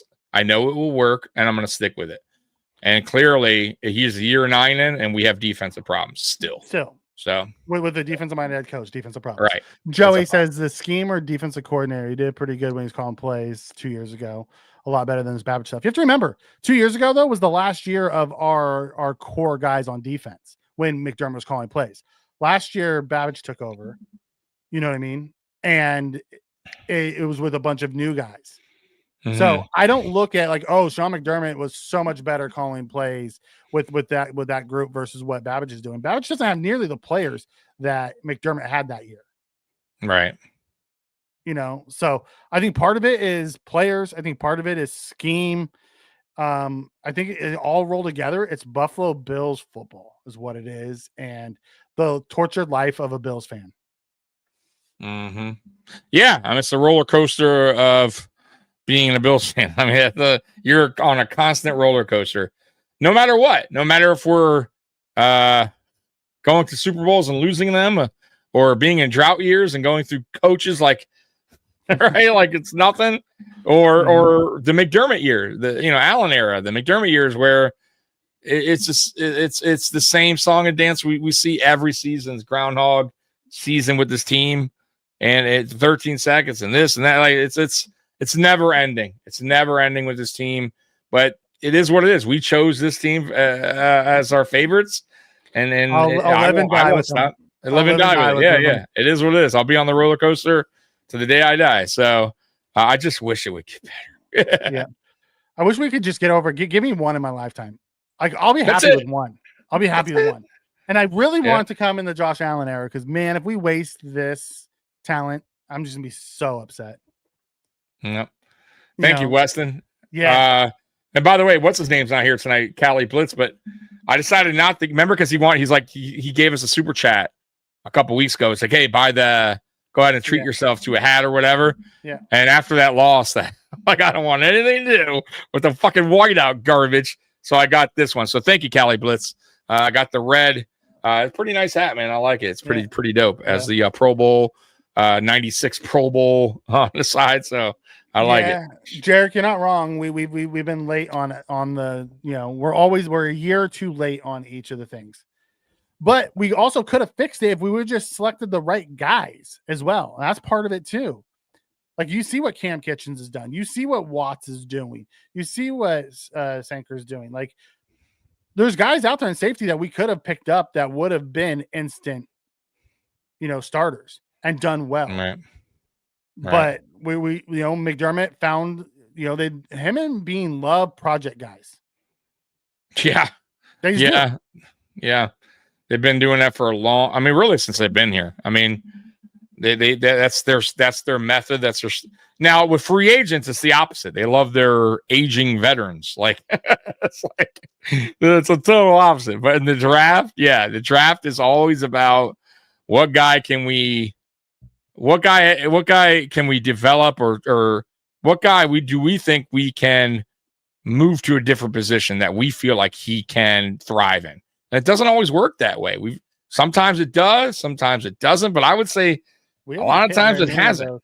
We hit on Milano because he went from we hit on Milano, but we hit on him. But dudes wasn't. He's also been can't hate on that. But I mean, lengthy career.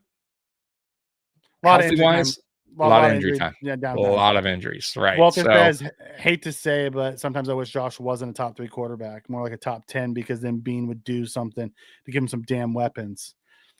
I don't disagree with that. Like Josh is so good and is such a offensive machine by himself that I feel like they just like, okay, Josh will fix it himself.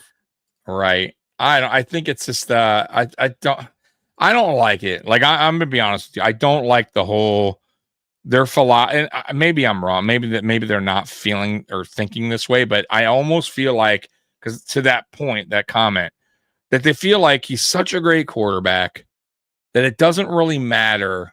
Like we don't need to go and get him the best for him to be the best.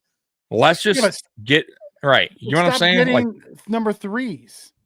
Right. On teams. Like I'm not even asking for an alpha. I'm just asking for help. Like better options. That's all. It's not and I don't think he's, by the way, it's not like he's screaming like Aaron Rodgers was when they're not drafting receivers and making a fuss of it. He's not. He's playing he's being a good team player. Hey, I'm going to go out there with Good what you give me. corporate citizen. Yeah. I'm right. Yeah. Hey, I can make it work, coach. But the end of the day, bro, it's not fair. It's not fair to him. And this is listen, this isn't boxing. This isn't MMA where Josh is out there one-on-one and right. This is football. This is the ultimate team sport. Yep. Yeah. You not only do you need weapons, right? Or at least you need guys that you can count on. You need guys that know that, when things are breaking down, you have the trust that guy will be open, that he has your back, all that good stuff. And I don't know if this year, right now, too, and that may be a thing too, Mikey, that Josh is actually trusting what he has out there. And maybe that's a thing too. Maybe that's why, he hasn't thrown to certain guys that are maybe open at some points, because he's just, and also too, I will say too, maybe not throwing to a guy enough. Does that hurt the chemistry? So let's say Curtis Samuel wide open in one of these plays, right? Well, how many times did he throw the Curtis Samuel all year? Right? Like how many times did he actually he's not holding on to that route. Like Samuel may uncover, but it may be 3.5 seconds into the thing. So Josh is already off of him before he uncovers. But chemistry wise, though, that's what I'm saying, Mikey. Yeah. Okay. I'm just saying part of the chemistry is understanding okay, I trust that guy's going to uncover at some point. Exactly. So stay on my guy. That's the difference between having an alpha and not alpha. Like when Diggs was here, Josh would wait until Diggs got open and then throw him the ball. Now you Diggs never did get open. Then he'd still try to throw him the ball and it would get picked or whatever would happen. Same with Davis, but with Davis, it was more 50-50 if he was going to get open, but Josh would still give him the shot. Now Josh goes through his reads like, okay, there's read 1, not open. Okay, there's read 2, but read 1 may come open if he stayed on for another, another 1/10 of a second or 2/10 of a second. But because he doesn't have that and he's like, okay, I'm not forcing things to people, I'm going through my reads. But my question to you is, though, is it hurting not going to not having enough targets for these guys? Like going, okay, like Brady's only targeting, on the first reads to, 2 targets to Curtis or 4 to Palmer this game or 3 to, you know what I mean? Shakir's getting 6. Coleman's getting 3. So you think we should be throwing more? I think we should be targeting I think we should go to certain guys a little bit more, so Allen can at least start building a chemistry with some of these guys. I'm not saying look, if that's all they got for you and us for Elijah Moore, meaning, hey, we only feel like he's a 3 reception guy, 3 target guy, then fine. Okay, if that's how you feel. But you got a guy like Palmer who you signed 3 years, you should target him more. No offense. You should. You got a guy sorry. Go ahead. And I didn't mean to cut you off. I'm sorry. No, you're fine. That goes back to the scheme. Them wanting to ground and pound more because Josh is throwing between 22 and 28 times a game. Yeah. They don't want him throwing 40 times. You can't get 4 guys 10 targets if you're throwing it 28 times a game. No, I agree. I agree with you. Or you can't. But you got to go unless you throw all 4 guys 7 targets. There's your 28 targets and nobody else gets anything. But you go with what works. I mean, look at Detroit. I'll give you a great. They were talking about Detroit, by the way, because I always listen to the radio station on the way to work. And they were also talking about what's great about our team, the offense is you never know who's going to be the guy any particular Sunday, right? It could be Laporta, it could be St. Brown, it could be JMO, it could it could be the other Montgomery. So they have now that to me is an everybody, because you don't have no idea who and they can get the run game going one week. And the pass game is not so great. And then, or maybe they just stick with what's working in that game. I just kind of feel like we're always balanced, right? Why not just go with, hey, we're going against a team that's a bad pass defense team. Let's dial it up here. Let's go 35 pass attempts. You get what I'm saying? Yeah, go ahead. Because Dan Campbell is a true CEO. Sean McDermott is still a defensive-minded guy. Right. Well, this I knew. Right? When it all comes down to it, comes down to the true CEO putting the faith into his offense and defensive coordinators to do what they need to do to get through the games. Right. To where Sean McDermott wants to play a certain style, and that's it. Yeah. Yep. You know, it's funny too. They were saying like JMO, because he got that contract, he's not doing like anything big this year. They're like, did they just give an $85 million decoy? He's just out there decoying, right? Just running like a long route, like he's a decoy because he's not doing. But if he's a decoy, he's sure. They're basically saying we don't give a fuck if our offense is scoring, you know, second in the league in scoring right now, or first maybe. Yeah, bro. That and mind you, they have a good quarterback. They don't have Josh Allen. You know what I mean? Like, that's what I'm talking about. Like, I don't know why that's like, this is acceptable, what we have here. But Detroit won't, they're not doing that to their quarterback. You know what I mean? Who's a good quarterback? They're not going, hey, Goff, we're just going to give you, we're going to give you some okay guys. I mean, Curtis Samuel. Robert, I guess I need to understand what you consider poor roster building acumen for a team that constantly makes the playoffs. What's considered poor? Is it that we're not a top 3 roster every year? Is that considered a poor? Like, when I'm thinking of poor roster building acumen, I'm truly believing it's a team that can't get over the hump and won't make the playoffs because their GM can't get out of their own way and never brings in good players. Because we don't bring in the superstars, but we bring in good, solid players that help us make the playoffs every year. We were in the AFC Conference Championship last year. Like, what are we talking about? Okay, so I'll comment on that. So, look, at the end of the day, Robert, when you're a good team, you're constantly making the playoffs. Your draft picks are towards the end of each round, right? So we're not this team where it's getting constantly top 10 picks. So, no, I'm just saying. So you're not going to get top 10 picks, meaning you're not going to get a top 10. You're not going to get a top 10 talent every year. Some teams like Philly goes through a slump for a couple years. They got a couple really good draft picks. We have never gone through a slump here since 2020, right? We've been a 12, 13 win team every year, which are generally drafting 30th, 29th, 30th, 31st. So you're not getting, unless you trade up. Now, I'm not saying you can't get good talent. That's what makes the NFL so special. 7 rounds, man, there's talent. Sometimes, but for the most part, the best talent is normally towards the beginning of the rounds. So that's one. 2, where he's drafted, though lately not the greatest in the first 3 rounds, he's gotten some players that he's built this roster up that aren't terrible. So I don't think he's done a god-awful job. I also think he's working with what McDermott wants him to do, meaning, listen, when we talked about this, McDermott's the chef. He's out there. He's the guy buying the ingredients. He's not going to get something that doesn't go McDermott's, totally different than what McDermott likes, right? So he's only feeding and only getting what, delivering, that is, what McDermott wants, what he wants in the locker room, all that shit. So, once again, has it been great and perfect? No. But has there been players that we have on this roster being drafted that's blossomed, that's done very well? Yes, and we can name them. You want to name them? Sure. Let's go. Josh Allen, James Cook, Spencer Brown, Osiris Torrance. Say what you want about Gregory Rousseau, but he's up there. He's a good player. Ed Oliver, good player. Teron Johnson, good player. We've hit on a lot of guys. Matt Milano. Now, that was before, but it's still under this regime. Trey White in 20. Deion Dawkins. So, say what you want. We have guys that are all pros, Pro Bowlers. Also, if you want to get into the offseason stuff, Micah Hyde, Jordan Poyer. There's been players here that also stick around through free agency. Now, have we made mistakes? Yes. Have we have draft blunders? Bad picks? Sure.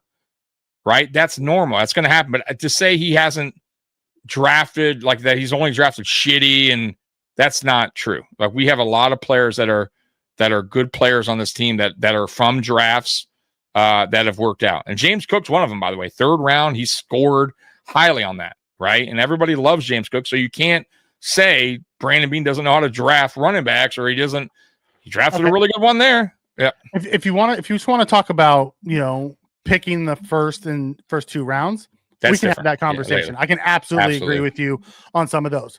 We have not seen, we've had some good 1st and 2nd round picks, but we don't have those elite 2nd and first. Not lately.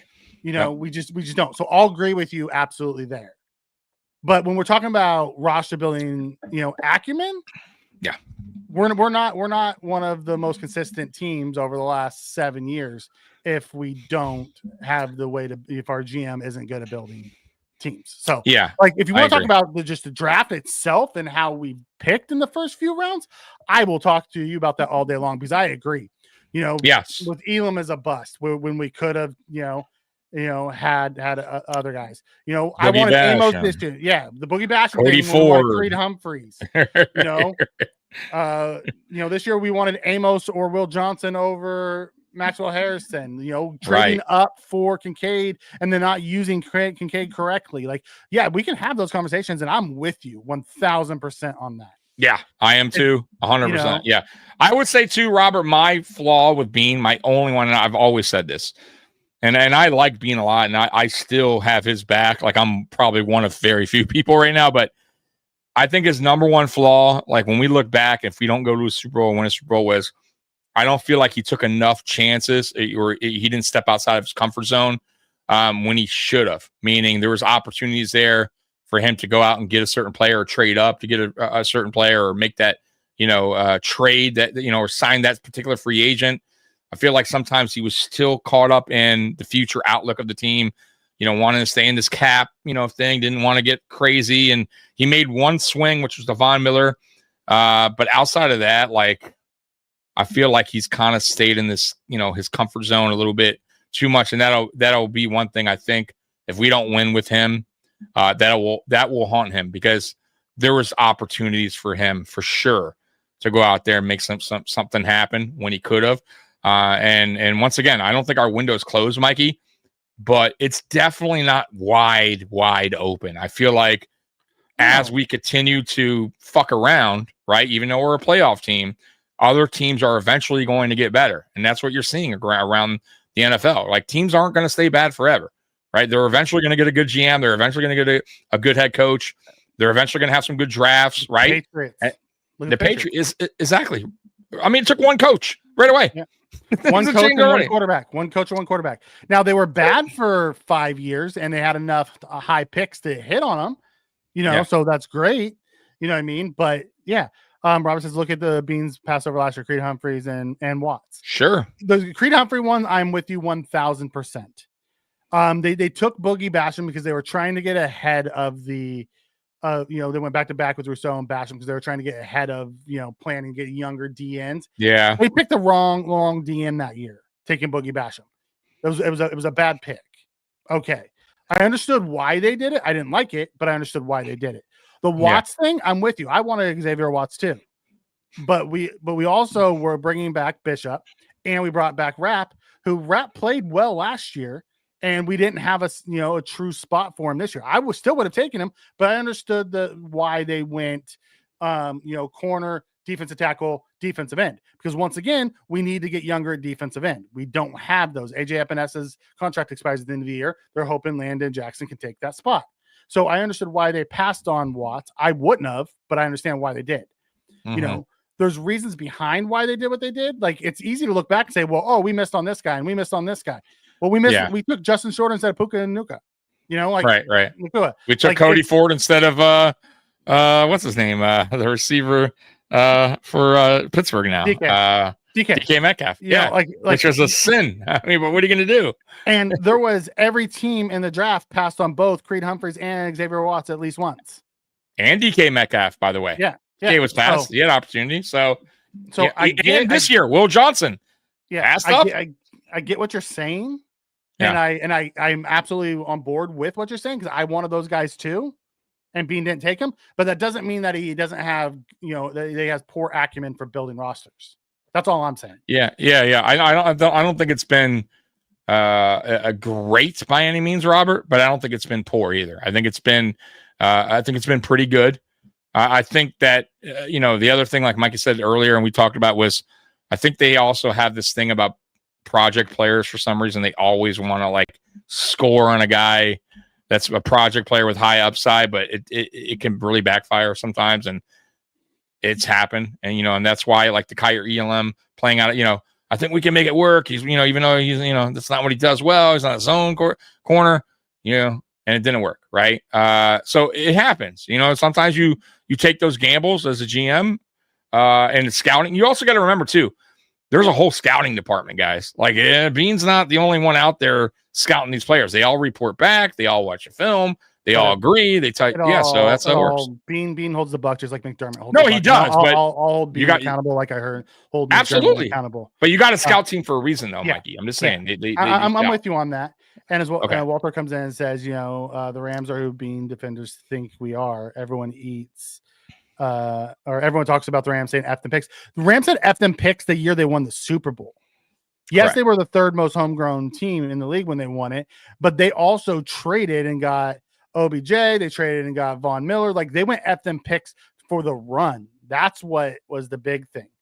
And then as Jarrett comes back and talks about, Philly made the turnaround because they took, Jordan Davis, Jalen Carter, and Devontae Smith all within the top 15. Like, they made trades and did things and got up in the, did things to get up and get these guys in the top half of the draft. The Rams missed the playoffs and accumulated a bunch of draft capital and got Verse and Fisk that year and hit on both of them. But Verse was a top 20 pick. Like, correct. To get those elite guys, yes, you can hit them on the back end and you have to hope that you hit right. Like, there's a good chance we may have hit on one with Deion Walker. Deion Walker's really good. He's way better than I thought he was going to be. If he continues to grow, we could have hit on one late too, but true. Then Jarrett comes back and talks about, the problem is Jackson's 2 years away. And I agree. That goes back to my thing where McDermott and Bean love projects. And that's my biggest gripe about them. But I don't say it's poor roster acumen building because they go out and get projects, because they hit on a lot of the projects. Yeah. The problem, though, that sometimes when you do that, though, Mikey, the problem is, too, though, when you do that and what they've been signing these guys to like 1 year deals, like these veteran guys. And then what happens is they don't work out. They get hurt. Now you're down to like a project guy. You know what I mean? Like a Solomon going in who hasn't played well. Right. And that's what's kind of hurting this team, too. They're not getting quality free agents to go, okay, Landon Jackson's going to take 2 or 3 years possibly. Right. Who do we have in the meantime to to be at that position that can cover, to hold it down until we get Landon right. And I kind of feel like that's where we fucked up on safety, right? We didn't really have that. We just kind of like, we think Taylor Rapp can do it, right? Like, DeMar Hamlin will be all right. He's been in this defense for X amount of years. He knows it, so he'll be okay. It's the McDermott's stubbornness with stuff like that. It also drives me crazy.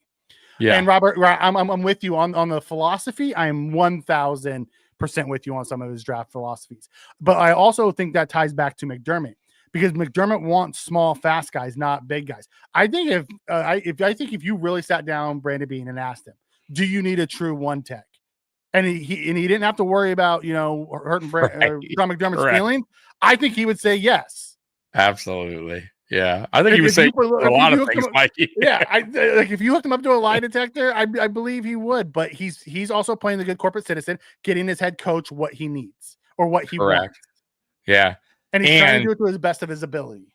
And to be and on the flip side of that too, he's in an awkward situation where the coach basically hired the GM, so. Which is it's not really done that way, like because you saw it in the article where Bean and him had a disagreement, and McDermott asked him, "Are you still on board?" Right, which is different. Kind of tells you everything you know, because at the end of the day, McDermott's the CEO of the thing. I love Bean, and I think if they let McDermott go and they kept Bean and they said, "Bean, go out and find me a head coach," and you'd find it totally different. Yeah. He would be nothing like McDermott. I bet you they would build a different style roster. Yeah. It would be nothing like McDermott. How about that? I don't think it would be even close to what his coaching style is. How about that? Mm-hmm. But like you said, I think the Bagulas, because of the Rex Ryan thing, which is really not. I feel bad for Rex. I get it. You guys don't. Some of you guys don't like it, but I feel like if he had Josh Allen here when he was hired initially, I don't know if this team is as bad as when he was here. Without, you know what I mean? Like, I feel like we'd still be a playoff team if he was here. I'm just throwing that out there. That's one. But I feel like after that situation happened, I don't think the Bagulas wanted to keep fucking around. They hired McDermott. He worked. He got us through the playoff drought. And then I think from that point on, they just basically walked away and said, you have the keys. Whatever you do, like they were good with that once he broke the drought. You know what I mean? And I feel like they're hands off in a way. I think it's McDermott. It's his decision. It's basically his team in a nutshell. I don't know if that's why I'm worried. Like, I don't know if he's ever going to be on a hot seat. It would take multiple losing seasons, I think, for the owners to actually go, hey, we're going to take those, we want those keys back.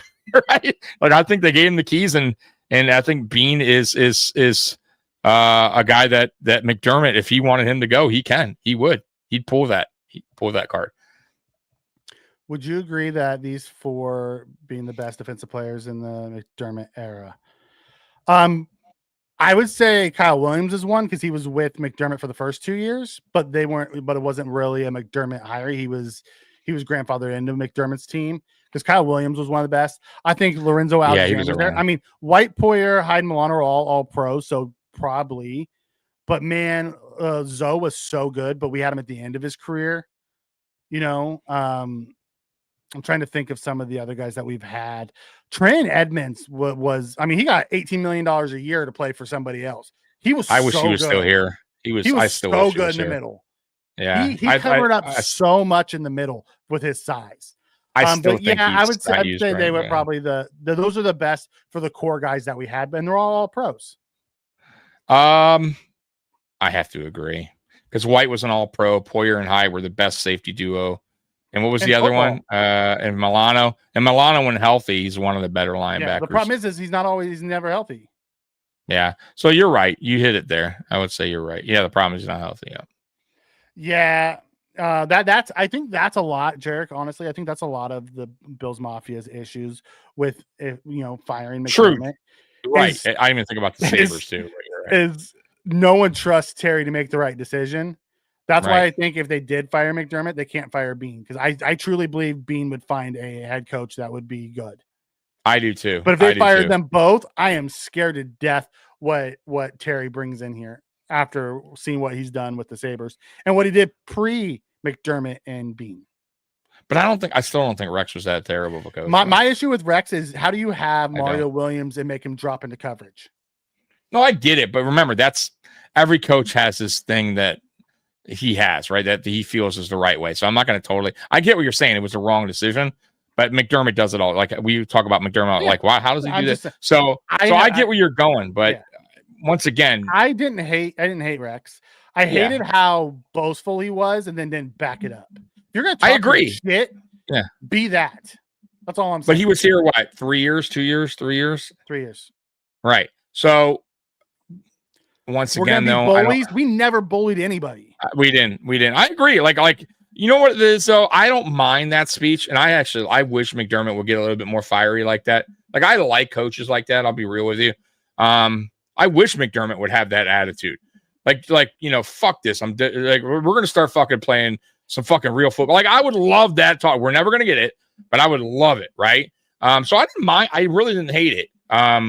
But look. Say what you want, and I'll say this again. Rex Ryan got the same amount of AFC championships that McDermott did with fucking Mark Sanchez. So say what you want, but he did the same result. So I don't want to hear like McDermott's way better of a coach than Rex Ryan. I don't believe that. So I don't believe that either. Yeah.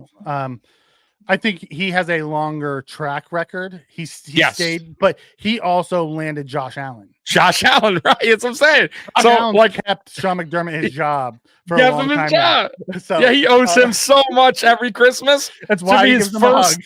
Yeah, bro, that should be his number one biggest Christmas present is Josh Allen every year. Fuck his wife, forget his kids, because he's not. I'm telling you right now, he probably doesn't have a job today. He's a defensive coordinator somewhere. Yeah. All right. Or a tight end or a linebackers coach. I don't even know if he gets a DC gig because he hasn't done that great. He would have got a DC gig because he was a really good defense. When he only focuses on defense, he's actually really good. He's a good defensive coordinator. He did terrible in Philly. He did better in Carolina, but he didn't do terrible in Philly. He did really good in Philly until they lost all their players. And then then they actually made him an offensive line coach and then they moved him back to defense and then he got fired. Well, I mean, everything I heard, he was pretty bad. But it don't matter. He did better in Carolina. Everybody, he did better in Carolina. Yeah, he was right. good. He was really good. In But Carolina. he also had some fucking studs. But and he also had Ron Rivera.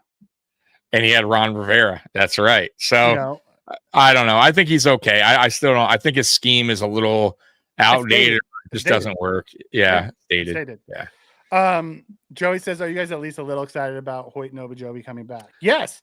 Of Here's course. the reason why. Here's the reason why I'm actually more excited about Hoyt than I am Obajobi. Although I really like the idea of Obajobi now because I'm sick of watching practice squad guys, come up and have to play defensive tackles. At least Obajobi's a NFL caliber defensive tackle. Regardless of what we get from him, he's better than what we've had. Hoyt is the closest thing we've had to Zoe. And I'm so excited to see how they deploy him because he can play linebacker, he can play edge, and he can play defensive tackle.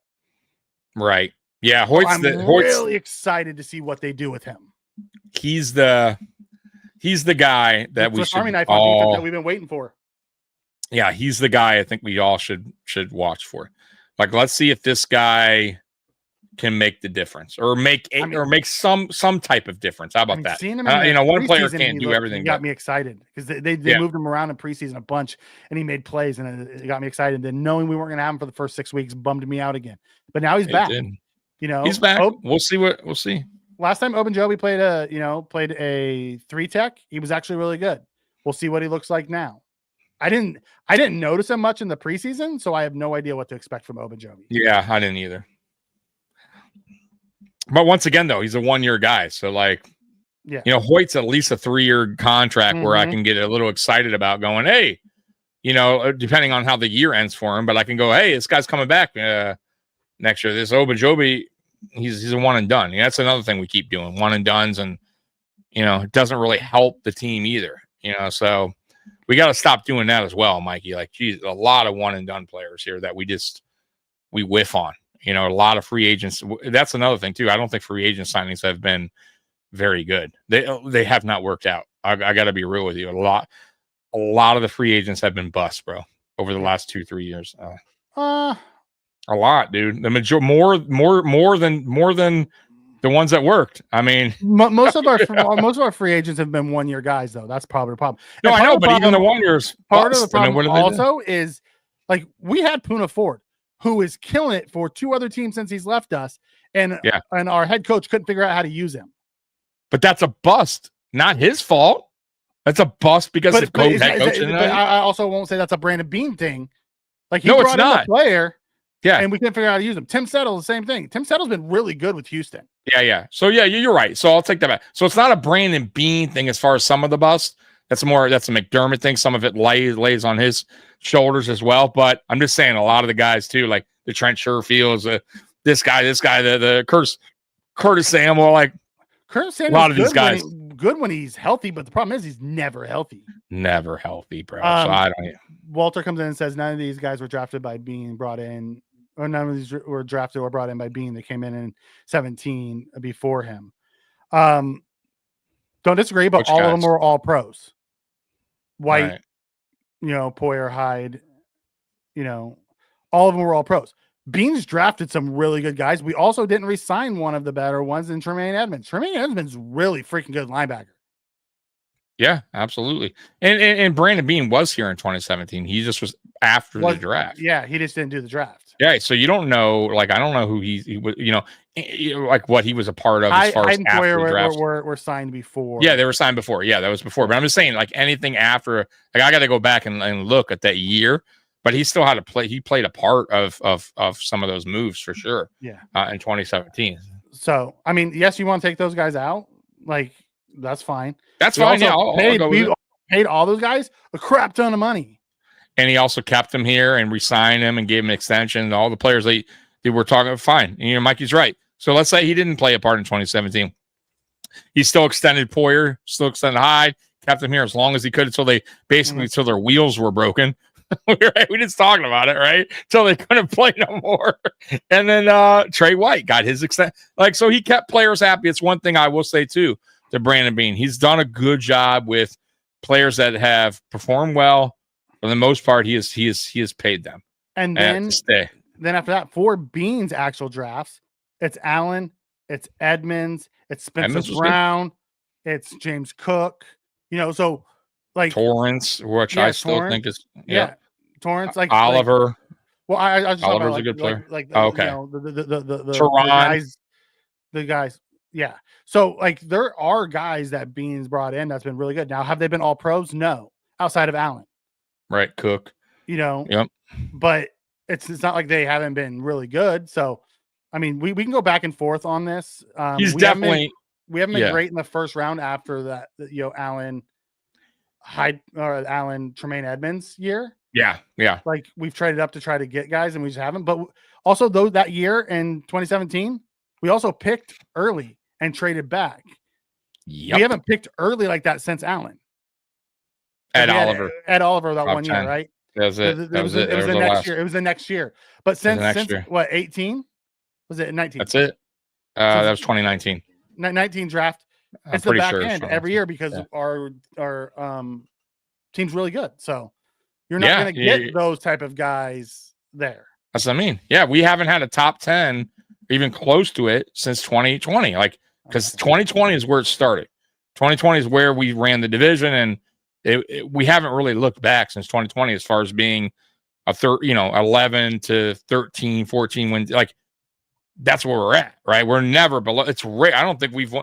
When's the last time we won 10, like below 2018, right? I mean, 2019, right? When we won 10 games, right? I think 2019 got in the playoffs with 10. Yeah, I think so. I believe so. Yeah. Because we were second in the division. Yeah. Played Houston that year. Yeah. McDean would have been fired in 2022. Yeah. If without Josh, 2022 doesn't happen. Dude, no, fuck no. Kidding me right now? Like, you saved everyone's job. With how bad 17 we made the playoffs, 18 we missed. Yep. 19 we snuck in. Like without Josh, like it doesn't matter who our quarterback is. If we would have kept Tyrod, we're not getting in. Then 20, but I'd say 21, 22, they're probably both gone. And we're on another drought. Yeah, and we're talking about, was that worse than the Rex Ryan signing? Yeah. I mean, to be honest with you, I mean, what better would he have done here than Rex Ryan with no Josh Allen? It probably would be the same results. I'm also with Jarek on this one. Like all of our players were a 3-4 or a 4-3 defense scheme, and he made them all go to 3-4, and it really killed the defense. He didn't have the players to run a 3-4. The first year, though, he had what's his name here, though. I thought that was pretty aggressive defense. Schwartz. Yes. And he ran a 4-3. Right. And then he's like, okay, he brought, he wanted his brother, Rob Ryan. His brother, and like they switched it to a 3-4 with 4-3 personnel, and you can't. Yeah, it wasn't going to work. Yeah. And he tried. I get it. He made mistake. Like, there's no. Listen, I'm not saying he's Bill Belichick, but I'm just saying he wasn't as bad as people want him to act, believe that he was. If we don't use him in 2-point stance, play him outside or in the slot. Yeah, like listen, Hoyt should be all over the field. He should be the new Alexander. Correct. Use him how they used him in LA. Ooh, it's real simple. Great one, Robert. This is a fantastic question. Did you hear his answer to this? No. Someone asked him, I think it was today on the radio. Is Harrison out? He said, "We'll see." Oh, interesting. And there's two open roster spots right now. They could activate him this week and Poyer. They could. Yeah, so maybe they're just open Joby and Hoyt already on the roster. They're probably just seeing how practice goes and oh god. I would love for them to activate him and rotate him in at CB2 this week. Don't start him by any means, but give him a series or two here and there just to start getting him activated. Ease them in. Just like I wanted to do with Poyer and Hancock, I want White and Harrison to do the same thing and rotate. Start that shit this week. Correct. Ease them in. I am 1,000% on board with that if they do it. Do I think he's going to do it? No, I think he's going to not activate him because this is McDermott. Right. Yeah. I think they're going to give him another week, and then he'll probably be activated next week. Against the Chiefs. Wow. Yeah. That would be that's why I want him to activate this week. So that would be a hell of an right. Hell of a way to start your NFL career. Go figure out. Go match up with Worthy. Actually, that whole team speed They got speed all over the damn Yeah, place. Thornton. Brown and ain't slow. Hollywood. Thornton, yeah. Rishi Rice ain't Rice slow. ain't Rishi slow. Rice runs a low 4.4. That's what I'm saying. They got speed all over, bro. Like you gotta game plan really well when you're facing that team now that they're all healthy. Mm-hmm. Yeah, so it's just one of those things. Yeah. Yes, Tim Settle shows up in Houston and becomes a top 10 run stuffer. Imagine that. Imagine that. Back to scheme. Yep. He's been good. You're right. Has been good. Bean has been very good. None of them are great. But see, that's the problem, though. You know what I mean? Like, good isn't great, right? And in order to get to a Super Bowl, you got to be, right? I mean, there's very few Super Bowl winners that you could sit back and be like, bro, that coach was average. Or, I'm sure there's a few, but not a lot. You know what I mean? Like, go back to the Super Bowl winners, right? I mean, just pretty damn good coaching, right? And pretty damn good quarterback play, pretty good like defensive play. Like, we just don't have McDermott's just not right now, at least through 9 years, or this is a 9. He's just not in that mold yet. He's not in that category where we can go, great coach, he can figure it out, right? He can make these guys better than what they are. Like like I said, Bill Belichick, bro. I don't know if you were here on the show earlier, but that defense that he had, right, all those years, none of those guys, for the most part, were like, oh my God, these are the fucking greatest defense. He made a lot of those guys way better. They left. I remember a couple of them left, got contracts. They were terrible. They went back and played good again. Like, he got guys that he knew how to scheme them. He knew where to put them on the field. He knew it. That's what made him special. Players and the players respected him. They knew where to be on the like everything we talk about fundamentals that McDermott preaches. That was Bill Belichick. That's fundamentals. That's not making fucking stupid mistakes. Bill Belichick put your ass right in check those years, not now with the no. Because if somebody on offense does something wrong, McDermott throws them under the bus. Someone on defense does something wrong, you don't hear shit from him about it. Correct. Correct. Which he doesn't. He does what he says. He doesn't back up in his actions, and that's part of the problem. Walter comes in and says, but the GM is supposed to find new talent, not falling into laps. How much credit do you give? Okay, how much credit do you give him for drafting Josh Allen and Spencer Brown, who, if you listen to any content creator that's an ex-NFL guy, says is a top 5 right tackle in this league right now. How much credit do you give him for drafting James Cook? Like, there are guys out there that he's drafted as have been fantastic. Like, James Cook was a Pro Bowler last year. And if it wasn't for Saquon Barkley and Derrick Henry almost running for 2,000, he probably would have been an all-pro for what he did. Yeah, I agree. So, like, yes, I get what you're saying from a defensive perspective. If you want to talk about, how we failed on the defense, I'm all for it. But Bean hasn't missed on everybody. No, he absolutely not. You can't hate you cannot hate on the things he's done here in a whole. You can hate some of the things like we were talking about earlier, the Boogie Bashams, Cody Ford. But you know what? To be fair, guys, every NFL team has misses. They all do. They all got free agent signings that they wish they didn't sign. They all got draft picks that flopped, right? Some of these teams, by the way, had top 10, top 5 flops. It happens. Like, it just does, right? He's not going to nail it every time. So, I want to hit this one from Walter. He says, right now, the knock on Bean is he's not finding enough defensive talent. It doesn't bode well that 8 years later, most of your best defensive guys on defense were part of a drafting signing that wasn't you. I would agree with that.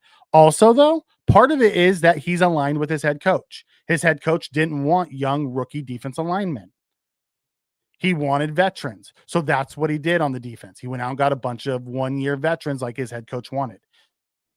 So we can nitpick this back and forth over and over and over. And I get it. I'm not overly happy that we haven't been able to fix this defense in the 8 years as well. The years the defense was really, really good, or that could have probably taken us to a championship, or the years that, Josh was still learning and wasn't where Josh is at now. That's the problem. Yeah. Because in that Houston year, the defense carried us. You know, Yeah. in 21, the defense was good. The offense wasn't good enough yet. You know, in the AFC championship game where the Chiefs just took us to town after we went up. Oh, 2020. Yeah, we weren't ready. Yeah, it was we just 2020. weren't Okay, ready. it's 2020. Yeah, it's like, but then the defense started declining because the guys got a little bit older. They'd been there since 17. Injuries, older. Yeah, all that's adding up. They'd already run 5 years of that defense, you know? So by the time the offense caught up to where the defense was, and now it's the offense that is leading the way, and the defense is trying to play catch up. But that's been going on for the last 5-6 years. Yeah, years, and they just can't. They keep on. But once again, though, guys, and we talk about it. You got to remember the GM's job is just to go get the ingredients, no matter where the ingredients that the head coach wants. That's what I'm saying, right? I'm sorry, that the head coach wants. So I say this all the time. If Brandon Beane is with Andy Reid, do you think he's still drafting Boogie Basham? Probably not. Do you still think he's drafting certain receivers? Probably not. Like free agent sign, like it's all about what fits the coach's scheme because they all talk, right? Hey, Andy Reid's going to go to the GM, his GM, and say, you know what I like, you know what this is what I need. This is what I want. Speed. I want this kind of player. Right? I want this kind of defensive player, right? His defensive coordinator, who's one of the best. We don't have that, right? McDermott thinks he knows it all. I want this. They want a certain guy. They want a certain type of player. If their GM goes against the grain and goes, I don't know, Andy, I don't see it that way, and gets him totally opposite, he's going to get fired. It's not going to work. So, like, our Bean is getting what works for McDermott and fits his scheme. Right? It sucks. I get it, guys, but that's just the way it works. So it's really, to me, it falls more on McDermott because this is the players he wants. These are the type of guys that he feels is best in his scheme, and that part won't change, right? It just won't. Now, can Bean do a better job? Yes. Like, I still think, of course he can, but yeah, go ahead, Mikey. I'm with you on that, and I'm with the with most of them, like Robert and Walter and everyone talking about Bean.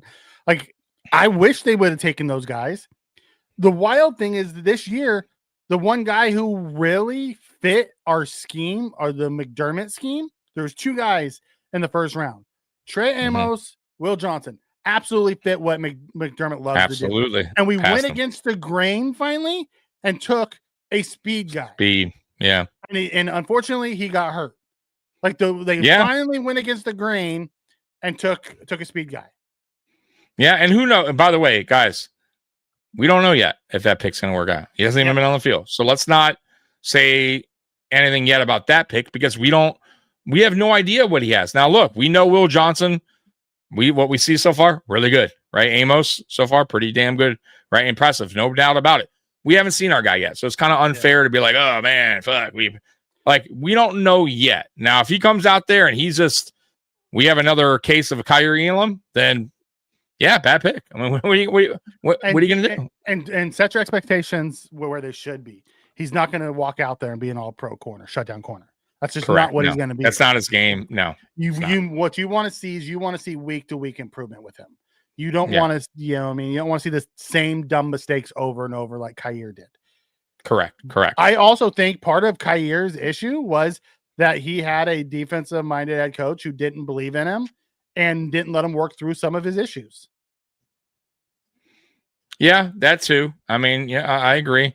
And I'm glad he got a fresh start. I don't know how he's still doing in Dallas. I'm not sure what he's not doing great, getting torched. Not doing great. Okay, well, there you go. So sometimes, guys, it is just the players is not, NFL caliber, or starting caliber. And maybe in his case, he's just not maybe a starting caliber corner. Maybe he's more of a depth guy, and that's okay. Still made it. Right? Still made it in the NFL. Okay, good coach and GM, but weren't great. I would love to see Bean choose his own head coach and see what it looks like. Oh, Weston, the chief, great, yeah. Schottenheimer. I would absolutely I'm with you on the Schottenheimer thing. It's getting eerie similar. Yeah, I would love to. I don't think it'll ever happen because I think when they finally let McDermott go, they're going to completely clean house and Bean will go with them. But I would love to see Bean have the opportunity to go out and hire his own coach and see what it looks like. Yeah, Weston, I don't know if you're I don't know how long you've been a Chiefs fan, but Schottenheimer, man, it's when I look at his, coaching careers record-wise, dude was a fucking excellent coach, Mikey. Like winning coach, like He just couldn't get over the hump. he just couldn't. Bro, McDermott's the same everywhere thing. he went, His he numbers was are winning. stupid good. Yeah, He but just can't get over the hump. Can't get over the hump for whatever reason. Like another team was just better. Like, for instance, I'll say this about Schottenheimer. His his best was in that 90s Bills era. And the Bills were the team, right? And then it wasn't just the Chiefs. The Dolphins were a good team, but they couldn't, unfortunately for them, we were the powerhouse of the AFC for a while in the 90s, right?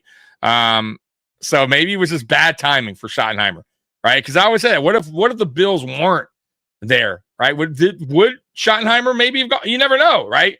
But that happens sometimes. You know what I mean? You kind of, a team you gets can in say your that way. about the Chiefs this year. You can say it right. Yes. If the Chiefs weren't standing in the way of the Bills, how many times would the Bills have done? Right. Like the Chiefs put out the Bills, what, 4 times now?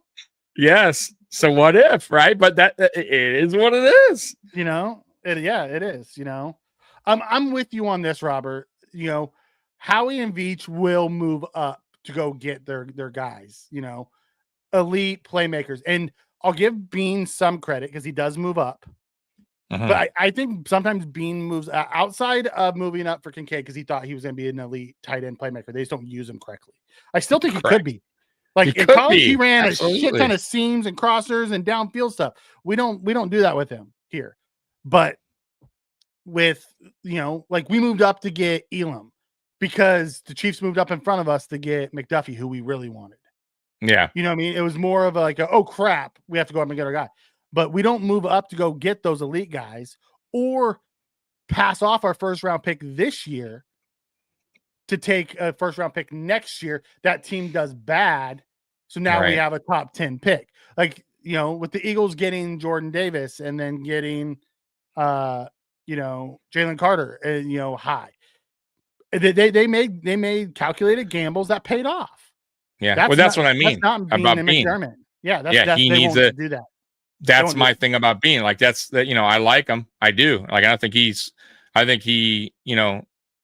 gets too much heat, but that's a flaw of his, right? Like you got to understand, like you got to sometimes take those chances and get rid of some picks to climb up and grab a guy that can help instead of just going, nope, staying put. Or we're just constantly going to go back and stack up 6-round picks for no reason. I mean, like, a lot of these guys don't work. Like it's mind boggling at times, Mikey. Like you have to eventually roll the dice. Like I said, and we talked about the Rams earlier. Yeah, it was for them perfect time to go all in, right? Perfect time, right? And the guys were available. They said, "Hey, we take the gamble here." Aging Stafford. They had an aging Stafford. Yeah, made the investment that year in the aging guys to go for it. Correct. So it made sense to do it. It made sense to do it at the time, and they did it, and they won. Yeah. But my point is, like, eventually, like, Bean's going to have to also go, man, when is the time? Like, when is the time where I say, fuck it? You know what I mean? Even if it costs me my job. Because at the end of the day, Mikey, I'll say this about both McDermott and Bean. If we don't win a Super Bowl, forget getting there. If we don't win one, when you look back, 100%, they have to go, I'm sure they'll go, we did a good job, or I did a good job, but what if? You know what I mean? Like, what if I just said fuck it one year and just went, you know what I mean? Traded up in the top 10 to get that guy. Or when that team called me about a certain player and all they wanted was a second round, a third round. I could have gave it up for or a first round. You know what I mean? Or even a first round. I'm just saying, like, you get my point. Like, they will look back at some of this if we don't. That difference maker. Exactly. With the Bengals, or let's take the Raiders. They're talking about Max Crosby right now. Would you not be willing to give up a first and a third next year for Max Crosby right now? Absolutely. Put Bosa and Crosby on one side, kick Rousseau inside a little bit. Now you have a massive, D end room. Like that's absolutely. just like going in all in like that. I wouldn't even be upset if we give up a second rounder to go up and get Olave this year. Yeah. That's he's young enough that we could re-sign him. You know what I mean? We could, there's things that he would upgrade the room. There's other things that, he could beat coverage and he shows that he can beat coverage. Like there's a lot of things we could do that I would like to see him, but I don't think we're gonna. I want to hit Walter's comment here. It says, imagine if we had Lamar and McDermott playoff choke jobs would be legendary. I laugh at that, but also Lamar's not Lamar if he ends up in Buffalo. Just like Josh isn't Josh if he ends up in New York or New Jersey with the Jets, right? Or in Cleveland. Patrick Mahomes isn't Patrick Mahomes if he doesn't end up with Andy Reid. A lot of it is the situation. Like we didn't have the offensive line or the running game to help Lamar bring him along slowly with the passing that he became. Yeah, I agree. You know with what that. I mean? So, I think certain teams. Yeah, I think certain teams, like depending on the situation, definitely fit certain younger talent, like especially quarterbacks. And then as they age, like a Peyton Manning, then you can go off and go to a different scheme and make it. By then you're a pro's pro, like Tom Brady. You know what I mean? Yeah. But I agree. Like Lamar if Tom Brady never goes to the Patriots, is Tom Brady? I mean, I'm just throwing that out there. Like maybe not. No. Maybe you never even hear of him. Maybe he never even gets an opportunity. So like sometimes it's funny how it works. But yeah, Baker. If Baker doesn't end up with Sean McVay, does he get another shot? He'd already gone through 2 teams. He did Carolina. People were already written him off. He had a half a season tutor from Sean McVay. Went and battled for the starting job the next year in Tampa, won it, and he's just grown and flourished in that system. Yeah, Kurt Warner caught a break. Yeah, Gino went from the Jets to the Giants. Ended up somewhere else, and then ended up in Seattle, and then finally broke out. Yeah, Sammy Darnold. Sam Darnold, yeah. And there's of course there's situations where it just worked out because it was a good situation, like Pat Mahomes, right? Patrick Mahomes went to a Kansas City team where he didn't need to play his first year, right? Andy Reid sat him down. He had a professional quarterback in there, and Alex Smith, who he could learn from. Perfect guy. No rush to put Patrick Mahomes in that first year. And then he was ready to go the next. I mean, it was perfect. He couldn't have landed a more perfect situation.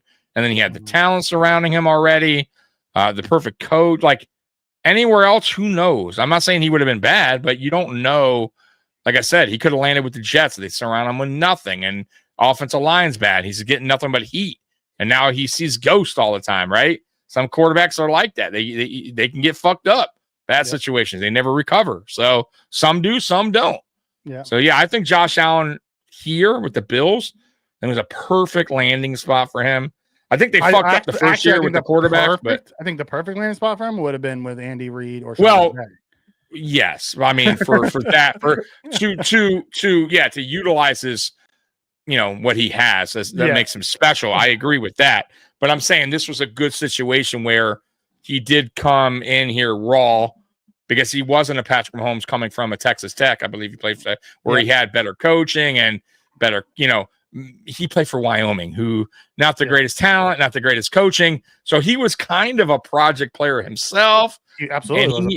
And they knew that he needed some work. So those other guys didn't. Let's be real. Like Patrick Mahomes was kind of ready to go, and he was put in a perfect situation where he didn't even need to play. Allen was thrown in there right away. Yeah. Jarek says, I think Lamar and Dable would have been perfect because his work with Jalen Hurts, who they benched in the championship game. But yeah, I get it. It might have worked, but we didn't have the team that was there enough to really I don't believe Dable makes Lamar. I don't think we run that same style offense that we ran with Josh. The spread them out and throw them all over the yard. That wasn't Lamar's thing. He would have probably ran a different style, and I'm with you on that, and I agree with that. But yeah, would maybe is good without Josh McDaniel and the Pates, and no, he showed promise last year though. He showed promise. He showed flashes. Yeah. But getting Josh you're right. McDaniel back, because Josh McDaniel made Mac Jones, look good. No, you're right. I mean, clearly, exactly. You're right. That does show how much a difference a positional coach or An an offensive OC coordinator can do for you. can make exactly. Put you in the right situations to make you better. And I don't. That's our concern. At least my concern with Brady is I don't know if he's found that groove yet as an OC where he can make the rest of this, because Josh Allen, he doesn't really, I mean, even though he still should put him in better positions, the rest of the team, I feel like that's where he's suffering as an OC. And once he finds that way, Mikey, maybe this works. Maybe the receiver group we have is fine, but he has to find his groove. I'll be perfectly honest. I don't think it works with McDermott. I think this is what we're going to get on offense. No, I get it. This type of offense that's going to be, herky jerky, because McDermott, it says speed up, slow down. I want to control the clock. I want to do the days of us spreading people out and letting Josh just going for it, chucking it. Yeah. Are us running like the Detroit style offense isn't going to happen because fast pace. Our head coach does not want that.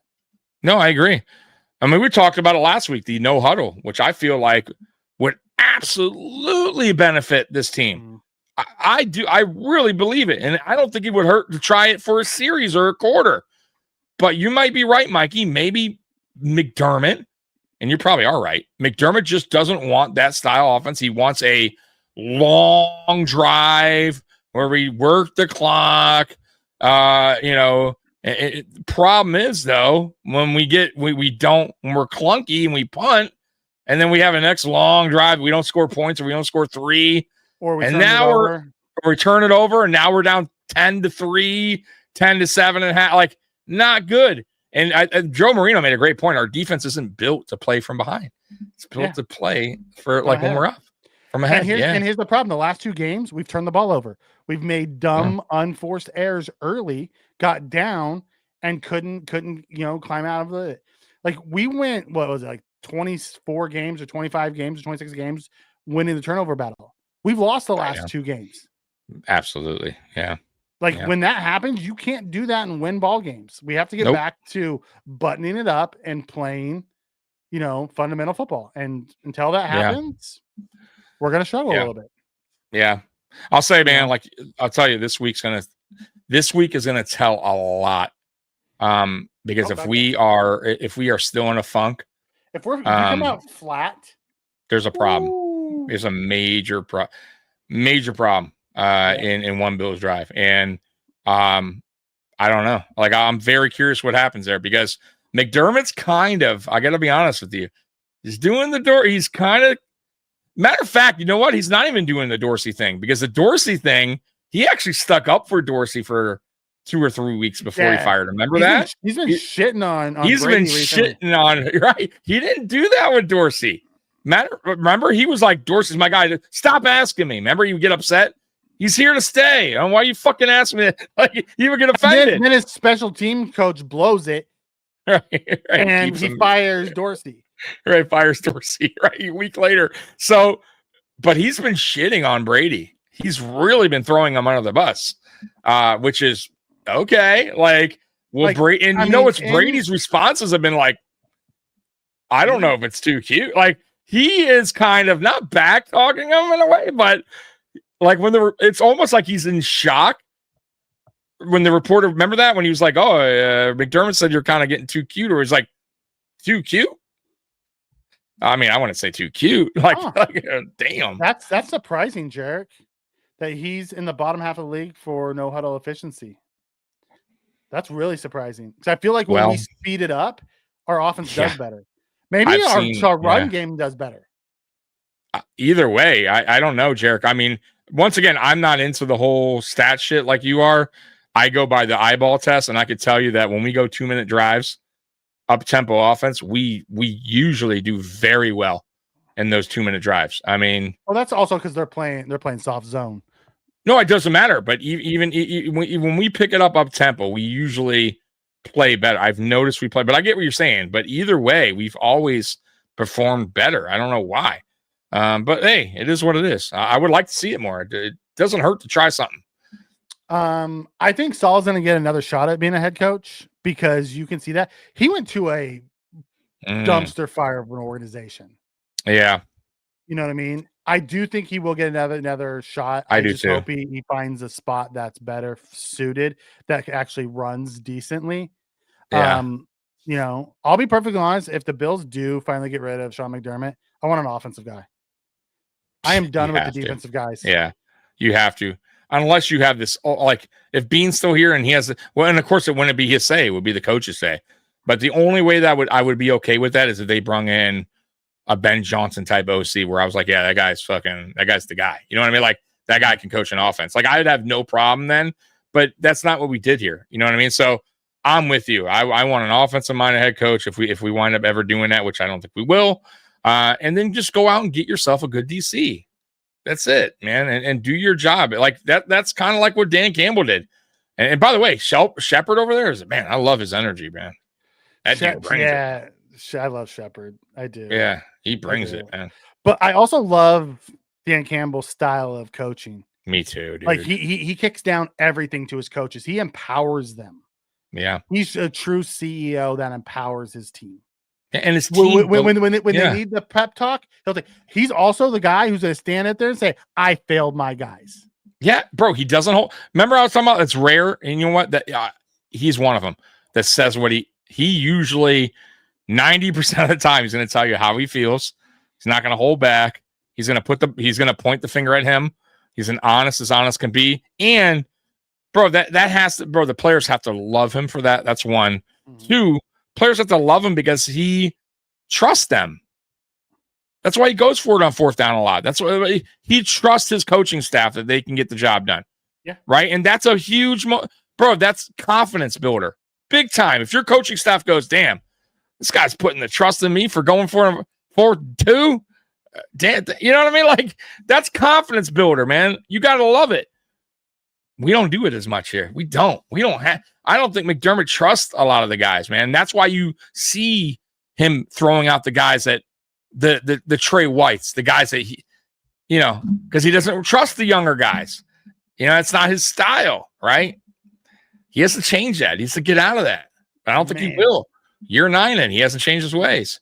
I'm with you, Jarek, on that. I would have brought in Harbaugh too. In a heartbeat. Okay, Tom, we've been here for 2.5 hours. Let's get to it. Yeah. It's fun. Let's get to the Key Green's still in the house waiting for us to talk about the game. Yeah. I'm guessing that's a Carolina thing. Is that what they say? I don't know. I don't watch it. They should because they have two backs that just keep pounding the rock.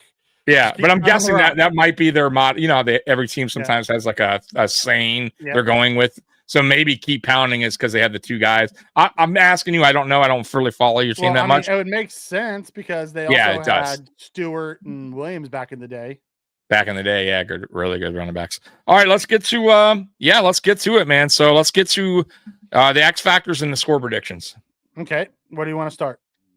Go X factors. Fuck it. We'll do X factors. Okay. Yeah. Offensively, I think it's going to be James Cook. I think we're going to get back to utilizing James Cook. I think you're going to see him in the pass game and the run game. I think they realize that they have to keep him going. Defensively, oh man, I don't even know where to go on defense. I have no idea what we're going to look like. I'm really, really hoping it's going to be Shaq Thompson. Okay. Because we don't know if Milano's gonna be back. We don't know if Bernard's gonna be back. You know what I mean? I can't pick receivers anymore, man. No.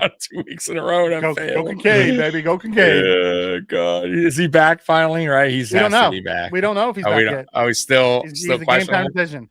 Oh, good Lord. So I'm not going with him. I guess I'm forced to go receiver because we can't go Allen, and I already picked Cook, and I'm not going to go with any other running back because we don't use them anymore. I'll go. God, man, I'm going to go Shakir.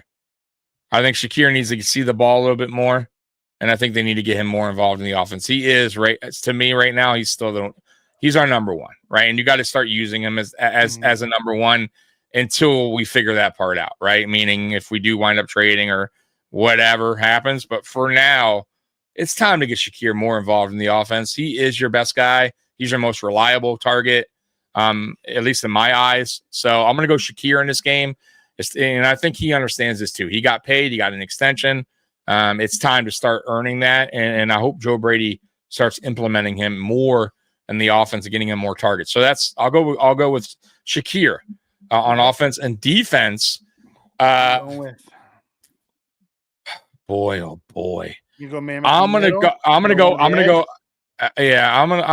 this one. I'm gonna go Groot. I'm gonna go Groot on this one. I need Groot to, obviously stay disciplined, not get off sides in the first play of the game. Right. I need him to be on his A game because he's gonna need to stop that run when they get to the outside edge there. And he's typically pretty good against the run. I'm going to be honest with you. I think Groot's well-rounded defensive edge. So I think he could play a factor in this and slow, at least kind of containing it a little bit because we're not going to stop the run attack. I've already given up on that. Our defense is clearly not good. Running. We invite running. Yeah, we invite it. We're not stopping it. Like, let's just try to somewhat contain it to a certain, let's not get 80-yard runs is what I'm trying to say, right? Well, let's somewhat make it reasonable here where I'm like, hey, okay, they only gave up 150 today. Fine. To both running backs. I'll take it. You know what I mean? Like, that's not great, but I'll take it. No 80 yards to the house. Maybe one of 30. Okay, I guess I'll accept that. So I'll go Groot for this. I'm gonna change my defense. Okay. I'm gonna go Hoyt. And I don't think he's gonna. I don't think he's going to have a bunch of stats because I think they're gonna limit how much he plays. But when he's on the field, I think he's gonna have an impact and make some splash plays. And that's what I want to see from the guy. Okay. Yeah, I like it. I almost picked him, but I'm like, too soon. They're probably gonna, ease him in here as well, rotate him a little bit more. But it's a good. Hey, you never know. The guy could come out on fire and be the difference maker. This be a beast of an episode. We're almost 2 hours and 40 minutes in. Oh yeah, I know. Well, we've gone longer, but yeah. So let's get the score prediction and we'll get the real man of genius and we'll get out of here. Okay. Score. I think it's going to be 27-17 Bills. 27-17? Yep. Oof. Man. 27, 17, 27, 21, 27, 24, something like that. I think we're going to sit around 27 because, listen, they're not a pushover. They're not the same. They're not. Their defense is good. Their defense is good, and their offense run has attack a is sick run game. It's going to all rely on what Andy Dalton can do. I want to say that. I want to hope you're right. I do, but I'm going to go on the last two games as far as, games kind of being just and even though we've won our bye week games after coming back, we've kind of played a little sloppy. And I don't think that's going to change. I think we're going to be a little bit sloppy as far as that bye week. I think we'll get the win, but I don't know if it's by 10, man. I'm going to go their defense is pretty good, bro. I'm going to go 24-19 Bills. 24-19. I think it's kind of close, bro. I really do. We have a 2017 from Jarek. Okay. 35-21. Ooh, I hope so. I really do. I hope we get back in the 30s, dude. Who are we all getting back? So we got Ogunjobi and Hoyt back this week. Mad Max is game time decision. Like, they don't know if they're going to activate him. We'll know tomorrow if they're going to activate him or not. Because there's 2 roster spots open. We may be getting back. We don't know. They're all questionable, but we may be getting Milano, Bernard, Kincaid, and there's one other that I'm missing back. Hancock is back. No, Hancock's back. Oh, the other one was Rapp, and he's out. Rapp's on the IR. Yep. Yeah, JC Horns is a stud, dude. But JC Horn also can be got.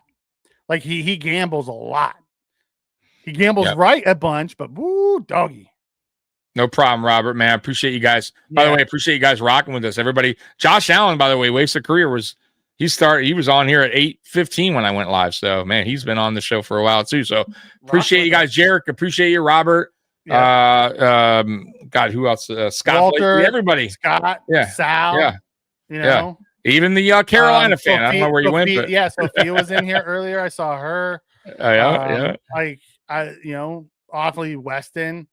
Yeah. We had an X from Ken from X. Oh, Bills bounce back this week. Yeah. Listen, I if the pass holds true, we don't lose after bye week games. We normally win. We always do, actually. So if our track record speaks for itself, we should win. Yep, Danny, I appreciate you in here. Yep. So yeah, we'll be. I think we'll be all right, but it's going to be interesting. I'll say that. Yep. We had some people who. Roy, can't forget Roy. Roy the man. Roy represents. Boy, Roy is on post podium, then Kevin follows up with us. Kevin was in here big with comments early. Yeah, guys. Joey, can't forget about Joey Gonzalez. Joey Gonzalez throwing a bunch. That's right. That's right. And if we missed any of you, I apologize. We appreciate everyone coming on. You guys make this show. Like if Tommy and I just came on without you guys, it would probably be about a 30, 45 minute show and we'd be done. Running 2 hours and 40 minutes is because you guys had comments and led us down rabbit holes and did things. Absolutely. Nomad Chad. Yep. Nomad Chad was in the house tonight. Yeah. Appreciate you. And everybody. And we'll be back, after the game on Sunday, 1:00. We will. Yep. We'll be here. So win or lose, we show up. Win or lose, we're always here. So if that Carolina Panthers fan still in the house, if you want to join, if you want to pop in on win or lose, I hope I see you here. Yeah. Remember, we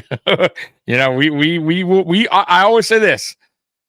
I'll hold your comments, meaning I'll remember them, and you can remember mine too. Whatever we said here, whatever score prediction we gave, you can come right back at us if we're wrong. So, but it's all good and fun, man. Like I said, we're humble and gracious as well. So, anyways, let's get to these videos, and then we're gonna get out of here, Mikey. All right. Let's do it. Bud Light presents Real Men of Genius.